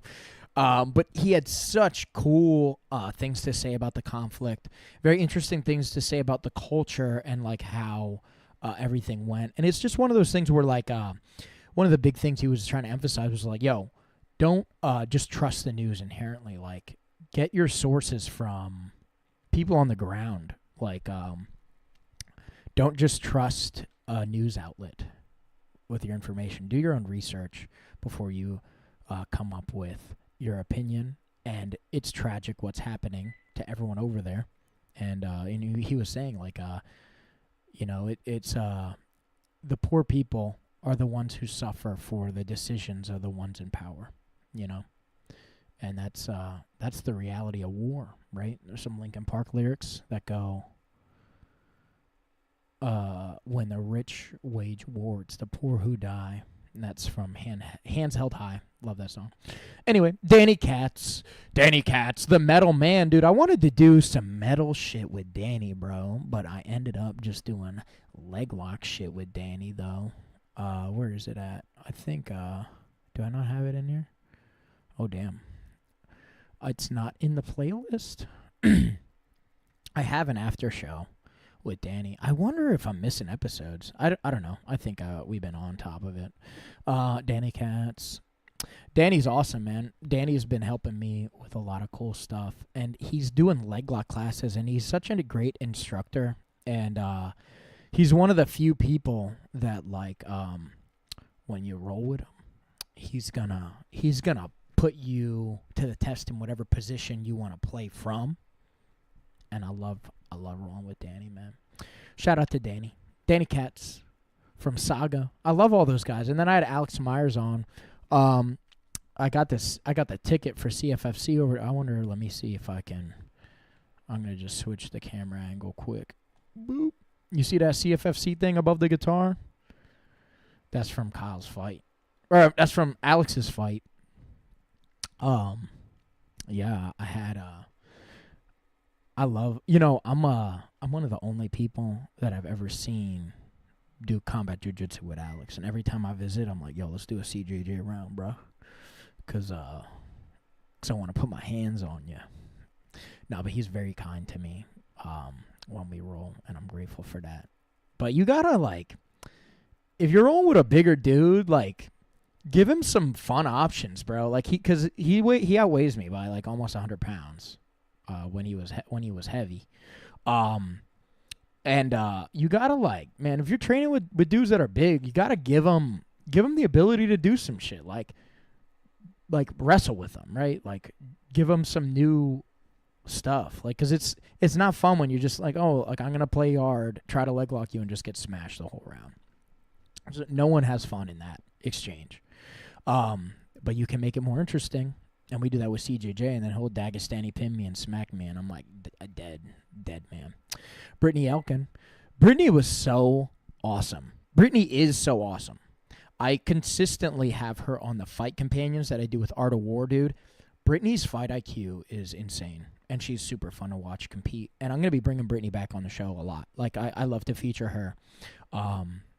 Brittany is the best. Thank you for being so awesome, Brittany Elkin. You're the best. This was a funny podcast I did with Princess Peach. We had a funny OnlyFans episode because she is a top creator on that platform. And I don't know too much about OnlyFans. I don't use it. But I know it was big in the news at the time, so I was like, well, let's have her on and ask some silly questions.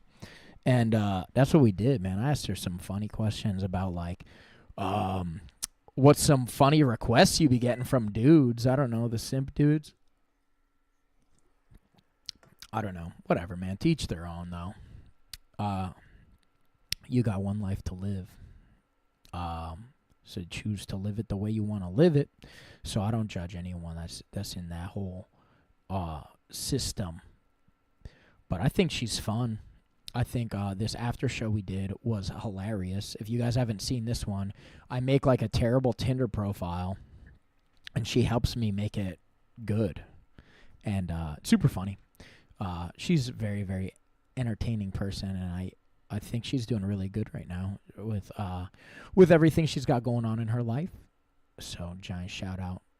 And then, dude, the next podcast episode was when I sold the bus, dude. This was like, I give up on my dreams. JK, the bus was broken, dude. The engine was bad, and I wanted to go on like a big tour, and then I was like, well, I can't fucking do that now. Shit. And then I kind of changed my path. Oh, let me bring this John back down here. This is out of order. I gotta fix this better. I'll do that later. So went over to Narrowway Farms, gave them the bus, and it worked out, dude. They ended up using it as an office, and we got to even do a silly after show where I got to put the inflations on the goats' nipples and milk the goats. It's pretty silly times, dude. And then next I had, that's Sam Vorb. I don't know, did I get an after show with Sam Vorb? It doesn't look like I did. I think I did. It's just not up here. But yeah, Sam Vorb's the man, dude. I love to tell this story. I know I told it on the podcast, but I'll tell it again. I was at Naga in front of my friend from the Black Basement crew, Matt DeVore. He was coaching another guy from Ambush next to me while I was fighting on this mat, being coached by, I don't know if it was Andrew or someone else from Valley. But it was like, okay, I have a whole wall of dudes supporting me, and I ended up losing the match by points to this dude that I should have heel hooked. Oh, my God, dude. Oh, my God.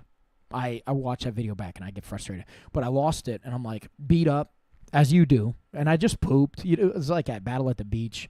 I just got out the bathroom, and he yelled my name. I'm like, I can't even find my coach, whatever, blah, blah, blah. So I lament this stuff to Sam Vorb.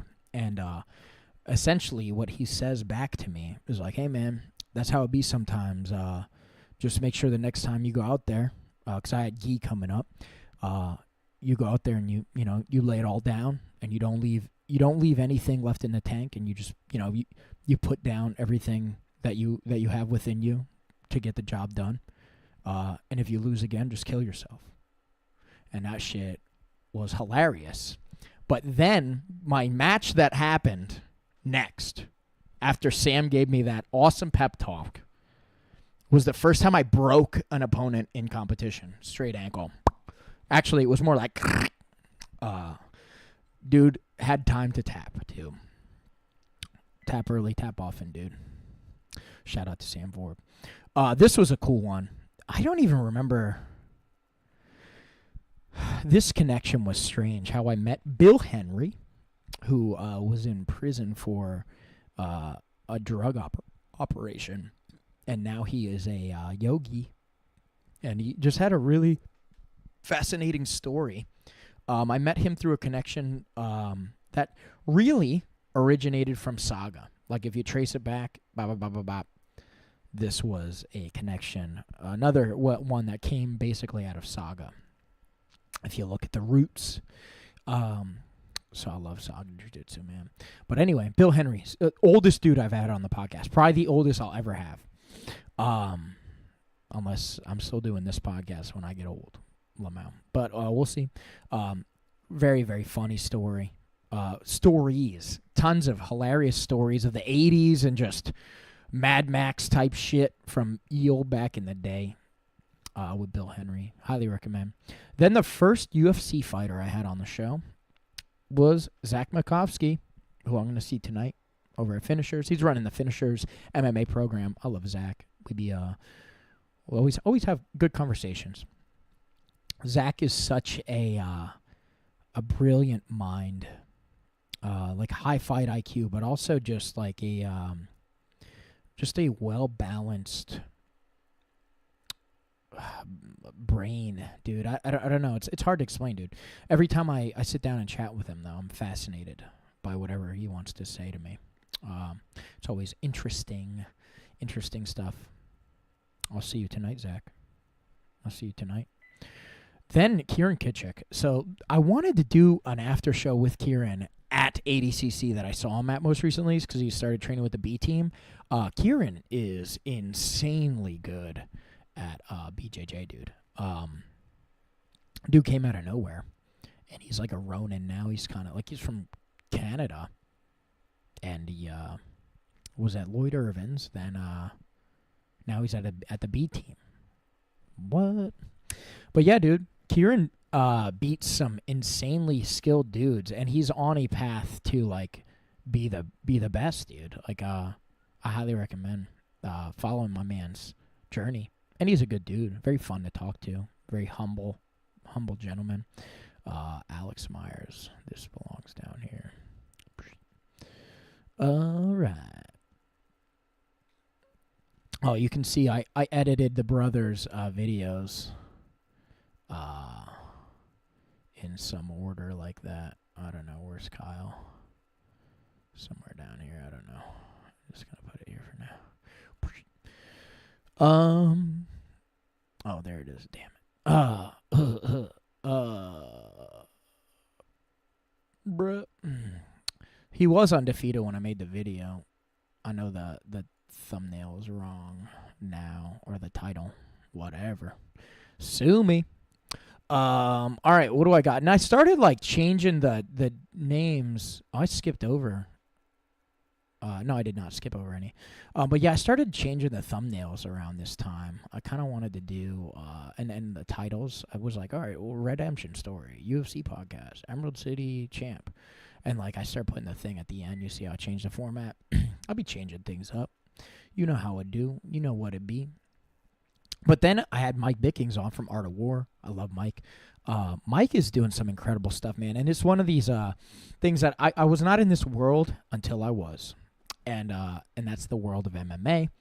So I have Mike Bickings on the show, and I constantly am talking to people that are in the MMA circuit, and specifically people who have fought for Art of War or are involved with Mike Bickings in some capacity, and I only ever hear good things.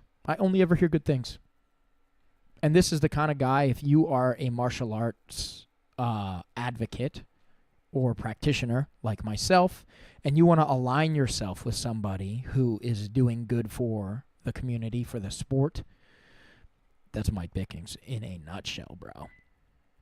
I love Mike, and I love his projects, man. He's doing great things, and it's going to be great. Oh, and the after show I have with him, Cale Blindenbacher, I have, man, I did not white balance that video because I'm lazy. Yeah, I had Mike Kennedy on. I had Cale. I sparred with Cale this weekend at Martinez, and he got a knockout or a TKO via leg kicks the last time I saw him fight, and he was hitting me with them, and he was being very nice, and my legs still hurt. So I know he means business with that drum, bro. But yeah, man, I met so many cool fighters through Mike Bicking, so thanks, Mike. Thanks for being such a good dude. Episode 93 was The Young Titan. The Young Titan. Just want to reorder these things really quick. The Young Titan, Morgan Peterson. Morgan's this jacked kid from Studio 84. I met him at the time. But he's like 14. He weighs like 200 pounds. He's just a stud. Dude's going to be some kind of professional athlete by the time he's an adult. For sure.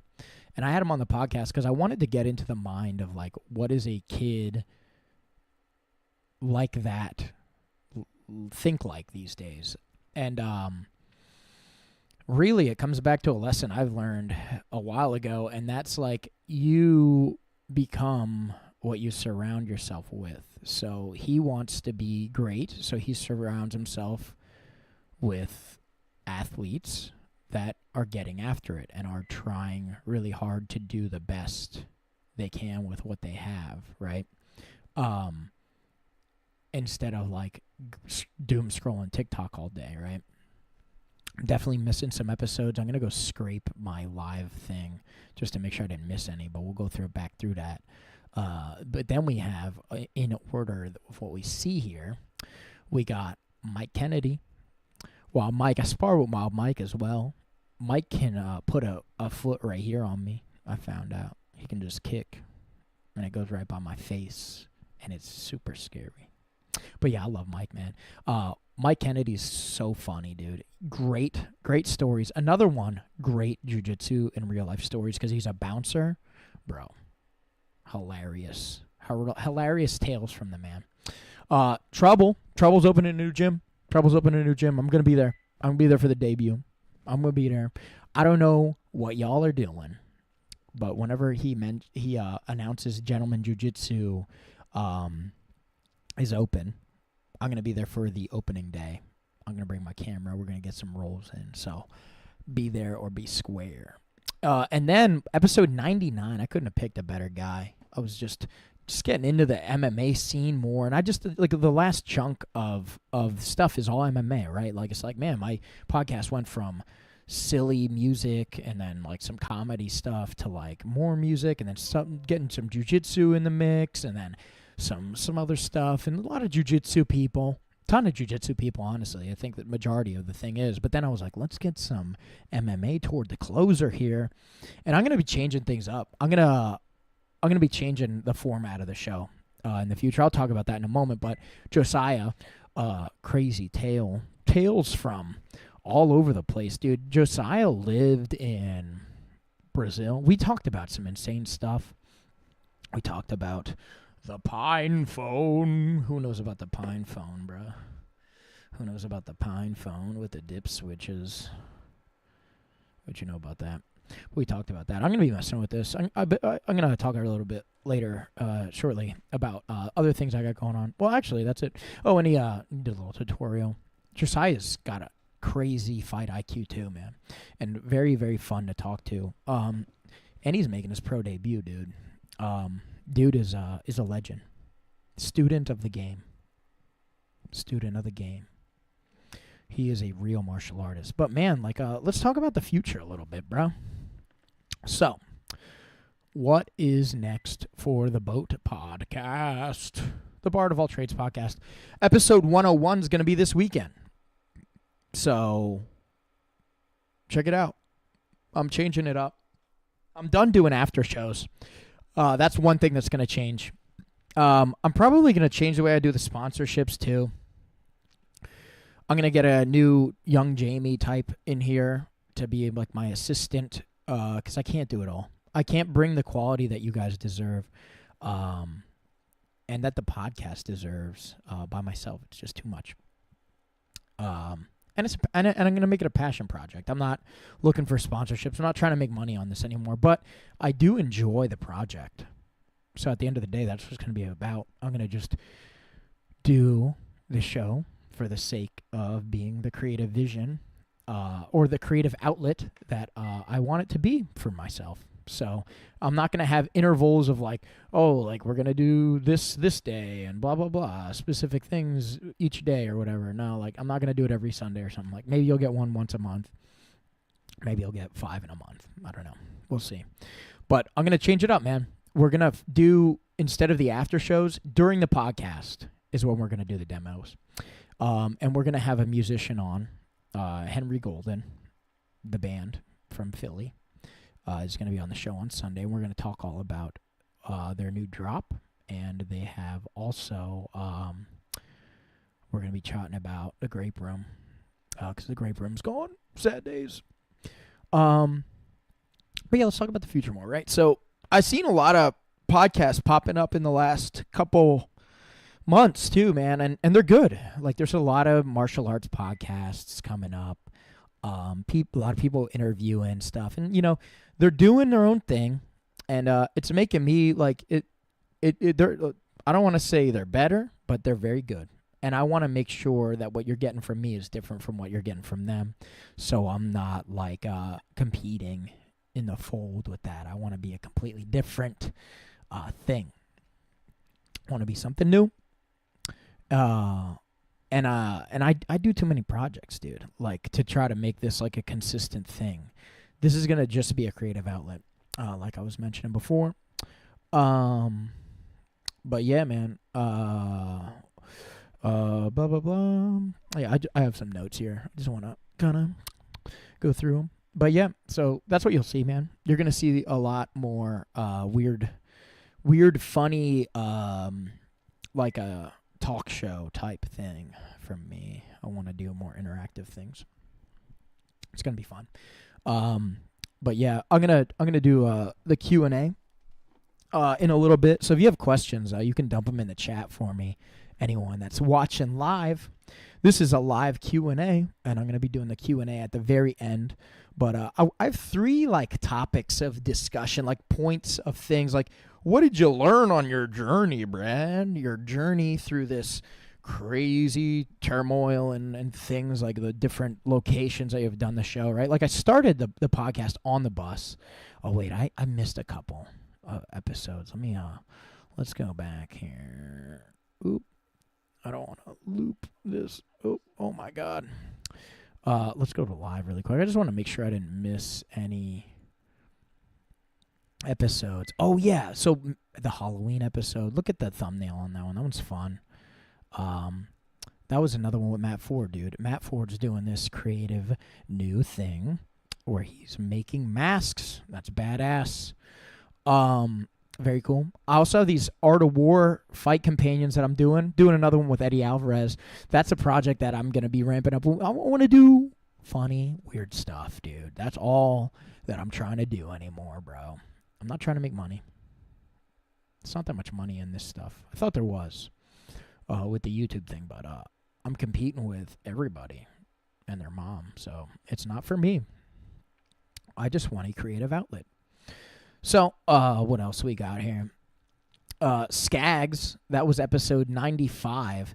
What a banger of an episode, dude. We talked about hacker shit. I got 3rd place at DEF CON in an ICS, one of the in a CTF, the ICS CTF capture the flag event, which is crazy, dude. Like, and we talked about it, dude. I met him there, and we made a team, and it was just wild to put that foot forward. And you know, like, it's one of the things that I think few people know about me is that I don't post about it too much.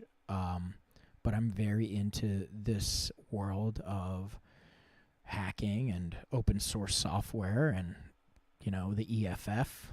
I like to support these projects and these things. And,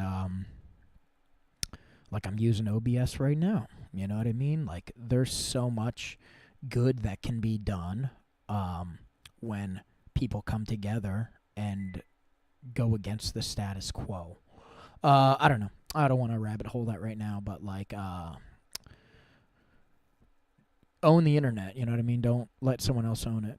This was so fun, dude. I had Andrew tack it on. That's such a funny thing. That was so that was, remember I was saying about like Edgard. I did an event recap. We did it for Emerald City as well. Very cool. Zach Makovsky, the man. I'm gonna just scroll through and make sure I didn't miss any big things, because I would feel terrible if I didn't mention one. I have some weird episodes in here. These are all kind of like live things. Yeah, I think that's pretty much it. That's probably it.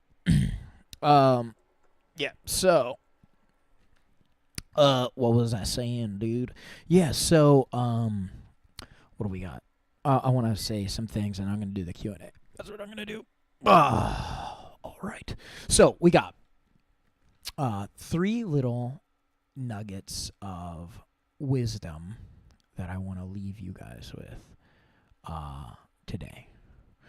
And I'll open with this little quote, right? If someone wrote a book about your life, would anyone want to read it? Right?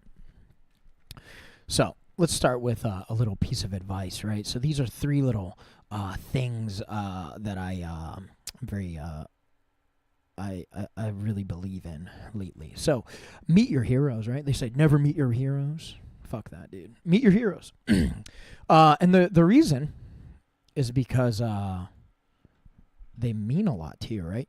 And they say never meet your heroes because, like, sometimes they're not what you expect. But, like, good, dude. If your hero sucks, it's going to give you a lot of information about, like, yo, this is actually, like, the type of archetype that I can look at. And you can kind of start to identify, like, commonalities of people of that archetype. And you're like, ooh, maybe this shouldn't be my hero, right? So meet your heroes because you want to pick good ones, right? Think about, like, it'll help you pick better heroes in the future too. You know what I mean? Like, kids gotta meet Santa, or kids gotta come to the conclusion that Santa doesn't exist eventually, right? So, like, learn that maybe someone you look up to isn't the best person, and learn the concept of imperfect allies and things like that, right? A common goal can be an interesting thing. Anyway, to align yourself with. Anyway, next one. This one's a big one. I've been this is an interesting one, right? So I'm a huge David Goggins fan, right? I love Jocko. I love all those guys. Motivation. Who's another one? C.T. Fletcher. I love all those guys. But they're always like, yo, wake up early. The early bird gets the worm. But something they don't tell you is the second mouse gets the cheese, boy. So I want to talk about being a night owl, right? I'm not an early bird, dude. I don't like to wake up early. Probably because of the military, bro. But whatever. That should put a sour taste in your mouth. I don't like to wake up early. I usually don't eat breakfast. I avoid breakfast for the most part.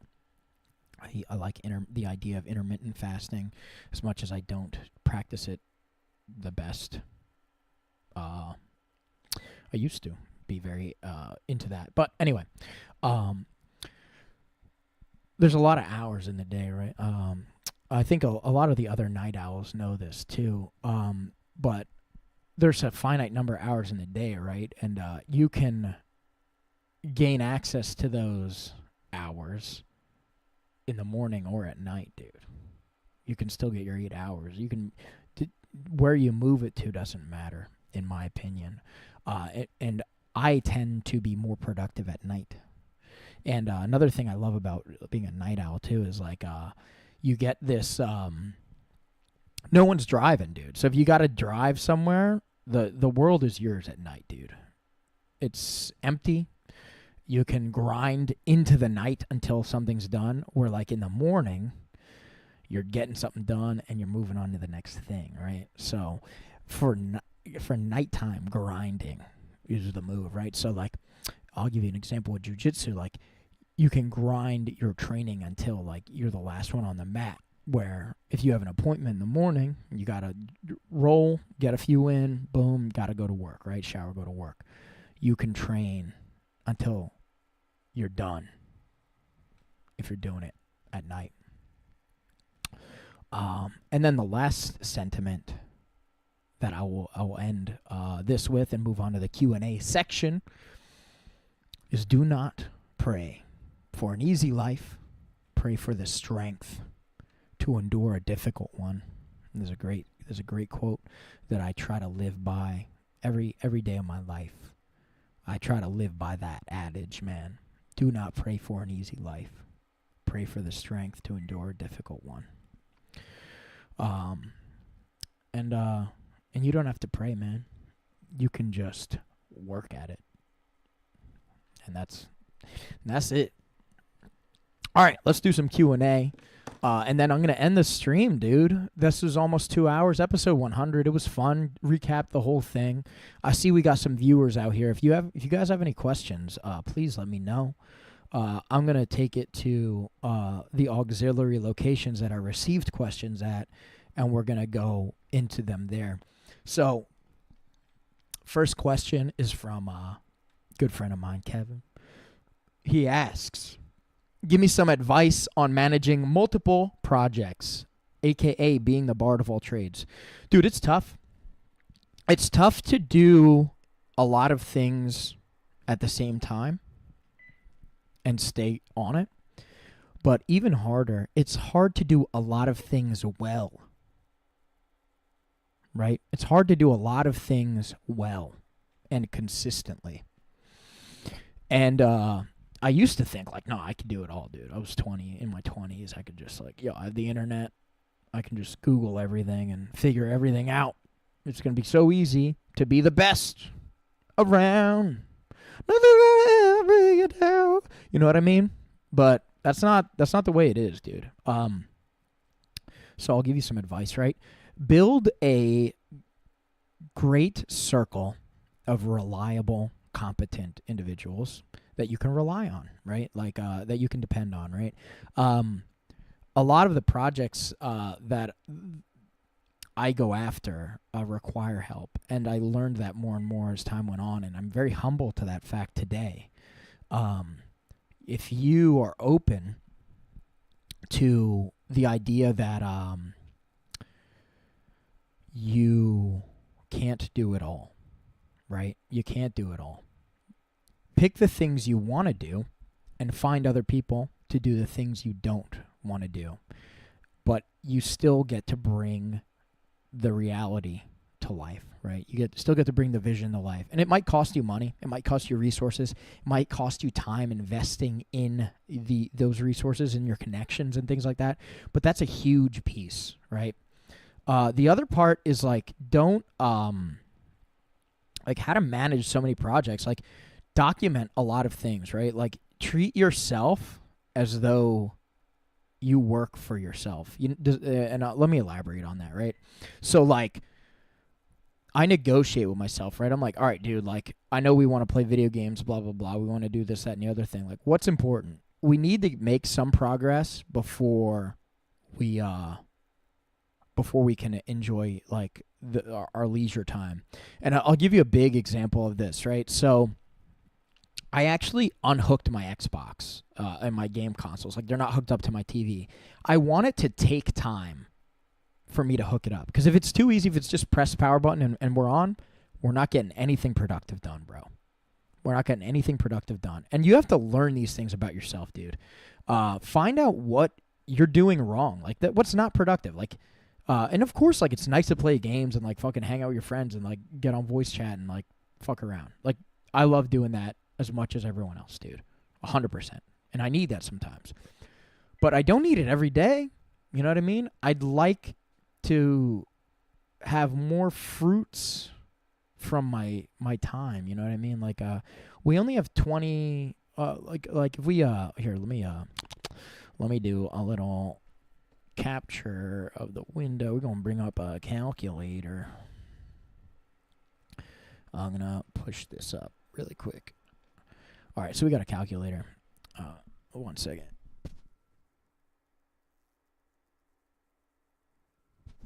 All right, guys. So, how long's the average, like, American male live, right? Maybe, like, 77, something like that. Do your own math.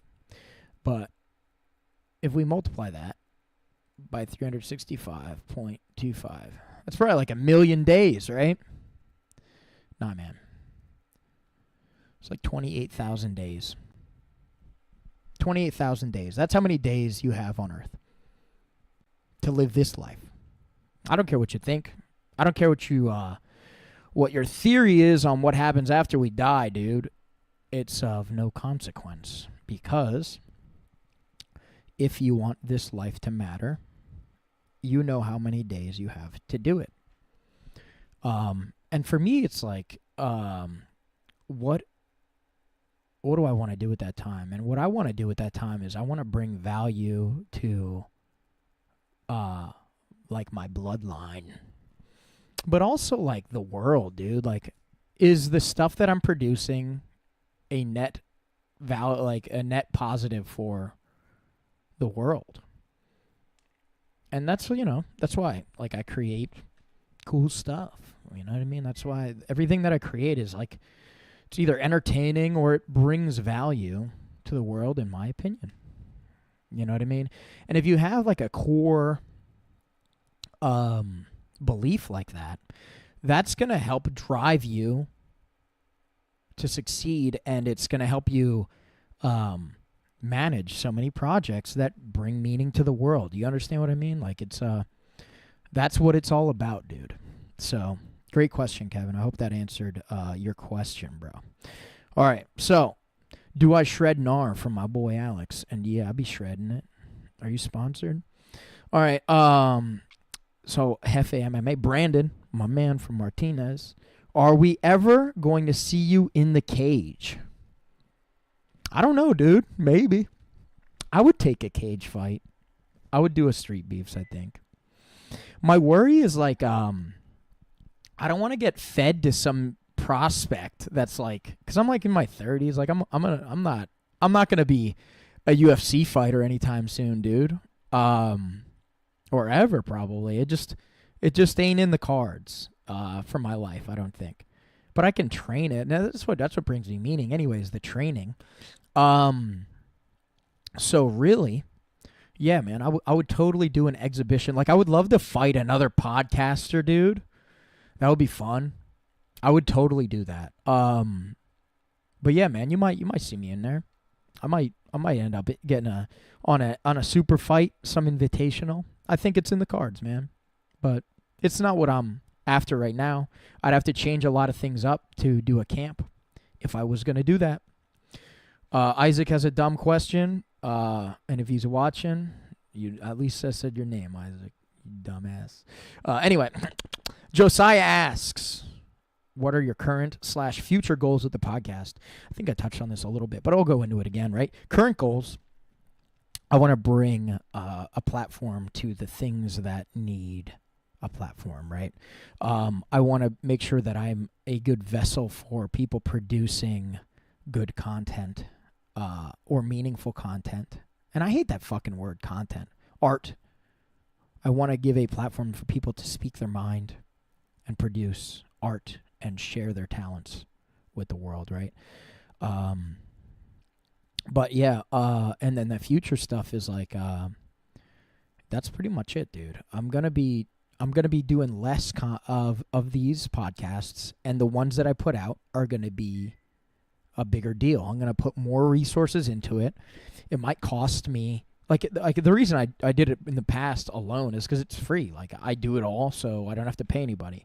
But if it means bringing things to the next level for real, like, I'm gonna start doing that. If I have to, man. And I feel like I have to. It's time. It's time we leveled up. All right. Josh asks, why are you so cool? Took hard work, bro. A lot of hard work. You got to do cool stuff to be cool. So, you're pretty cool too, bro. You're pretty cool too, bruv. And then Zach Maslany asks, future plans. Future plans, so that's not for the podcast. I think I'm going to answer that from the other stuff. So future plans, we got some really cool stuff for the band I'm going to talk about. So we put out one song that is basically about jiu-jitsu, and we perform that all the time. It's called Weak Like in a Nightmare. Shout out to Zach Edwards. for the inspiration on some of the lyrics on that song, and everything like that. So, Protagon, we're going to be playing a lot of really awesome shows. I want to start bringing a new frontier visual element to my performance stuff. So I'm going to be doing a lot of like, I'm working on the back end of trying to figure out how I can do like sound reactive lighting, right? Like this is a mixer, but you can kind of see what I'm talking about. I'm going to be working on stuff like that. So I'm kind of in an inventor mode right now, dude. Like, I've been building things. Like, I don't have anything in front of me that I can show you. But, yeah, dude, I like got a 3D printer. So I've been building stuff. I've been experimenting with things. I'm going to be designing new things to bring to the frontier, dude. So it's going to be very cool. It's going to be a very cool time. Very cool projects are coming. Mark my words. Mark my words. So hopefully that answers that. And then other future plans with Rose Hunter Productions. It's my production company on this shoulder. Gotta show the guns, baby. But Rose Hunter's doing awesome things. I want to do like a, I don't like the business frontier is a whole other thing, right? Like I finally like settled down in like LLC and all this other shit that I didn't know much about, and now I know like some things about, and I'm still learning. I would love to do like a nonprofit arm where I train martial artists in film, dude, because I think like if you're gonna film MMA or BJJ or Muay Thai or kickboxing or boxing, etc., the people on the cameras are going to give a shit about what they're filming if they do the thing, and they're going to take it more seriously. And I love to work with people who are practitioners because they're more passionate, and they it's just a natural way to like produce higher quality stuff for the customer, but also like it brings a new and fulfilling opportunity to the martial artists, dude. So those are some future plans. Thanks for asking, bruv. And I think that might be it. Oh, no, I have another one. How long have you been playing guitar, and what's the best, most effective way to begin playing? Just pick it up, dude. I think, how long have you been playing guitar? So I'll talk about, like, my journey, right? I started with Guitar Hero, dude. And then, like, me and my friends would, like, skip school and play Guitar Hero. And then we were like, dude, like, we're on expert mode. Like, we could make a real band. And then you get the instrument and you sucked. And that was a very cool way, in my opinion, of, like, becoming a guitar player. There's a cool story arc that's, like, very unique. And it's silly. You know, and it's not, I'm not unique. Like, a lot of people, I think, came up that way. But the, what was I saying? Where's some water? How to begin, right? So, it depends what you want to do. If you want to do anything I do lessons, dude. So, if you wanted to pay me, to give you lessons or trade privates, like jiu-jitsu privates or MMA privates for guitar lessons, could totally do that. I've done that in the past. But yeah, man, what else can you do, right? There's so many good resources out there on YouTube. I'd recommend getting an in-person lesson in the first year, though. Like, fuck around with YouTube, you know, like, all these apps and shit. Like, there's Rocksmith. There's probably a million things. Like, that's old. Rocksmith probably ain't even around anymore. I don't know. But there's a lot of ways you can get good and or learn. You can begin your journey. There's so many ways.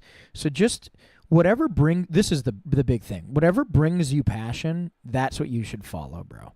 So, like, if you're enjoying the journey, whatever you're doing, just keep doing that. Even if it's playing fucking Wonderwall, dude. Just like this actually, like, I will say, Wonderwall is a great song to learn if you want to figure out how to sing and play at the same time, because the lyrics and the hand movements, like the vocals, are like on the same beat.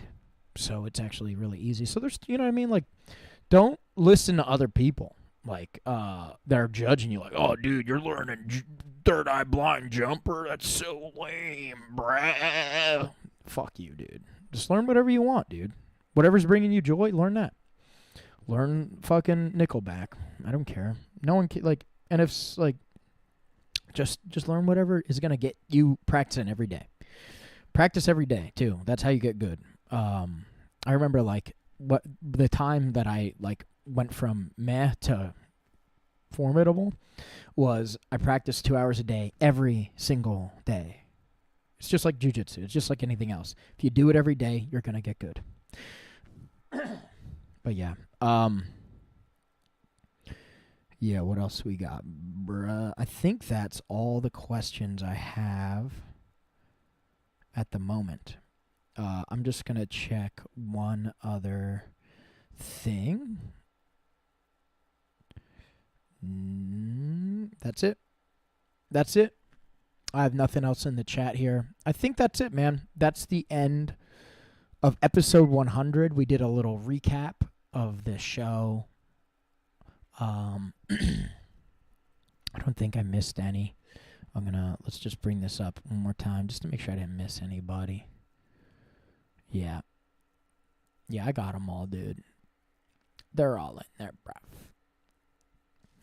Very cool. Very cool things are coming, guys. We're going to be putting out very unique stuff. I'm going to be doing more clips. And I'm going to be doing really creative things with everything I do. I want everything to be as interactive as I can. I want to bring more meaning to the things I do and more passion. So even with the music, like we have this challenge with Protagon hat. Like, you guys got to come check out one of our shows, bro. So you come to the show and I have a lock picking challenge, dude, for my band. Like, you come and I'm selling lock picks, and you know, if you can get in the challenge, you get through it. It's super cool. And then the next show, if someone beat the last challenge, I'm going to make the next one harder. I'm going to do some hacking stuff. And, like, just because I need a way to bring that into my life more. You know what I mean? This is another thing to Kevin's, the first question I had about, like, how do you manage it all? And it's just, like, find a way to make everything overlap. Make everything that you want to do overlap. And it'll force you to do those things, dude. But all right, man. I'll leave you on that note, right? Yeah. What was that? What was that quote that I ended my thing with? I want to end the video with that one. Okay. Do not pray for an easy life. Pray for the strength to endure a difficult one. And on that note, I will let you guys go. Episode 101 will be on Sunday. So keep an eye out, and I will catch you guys later.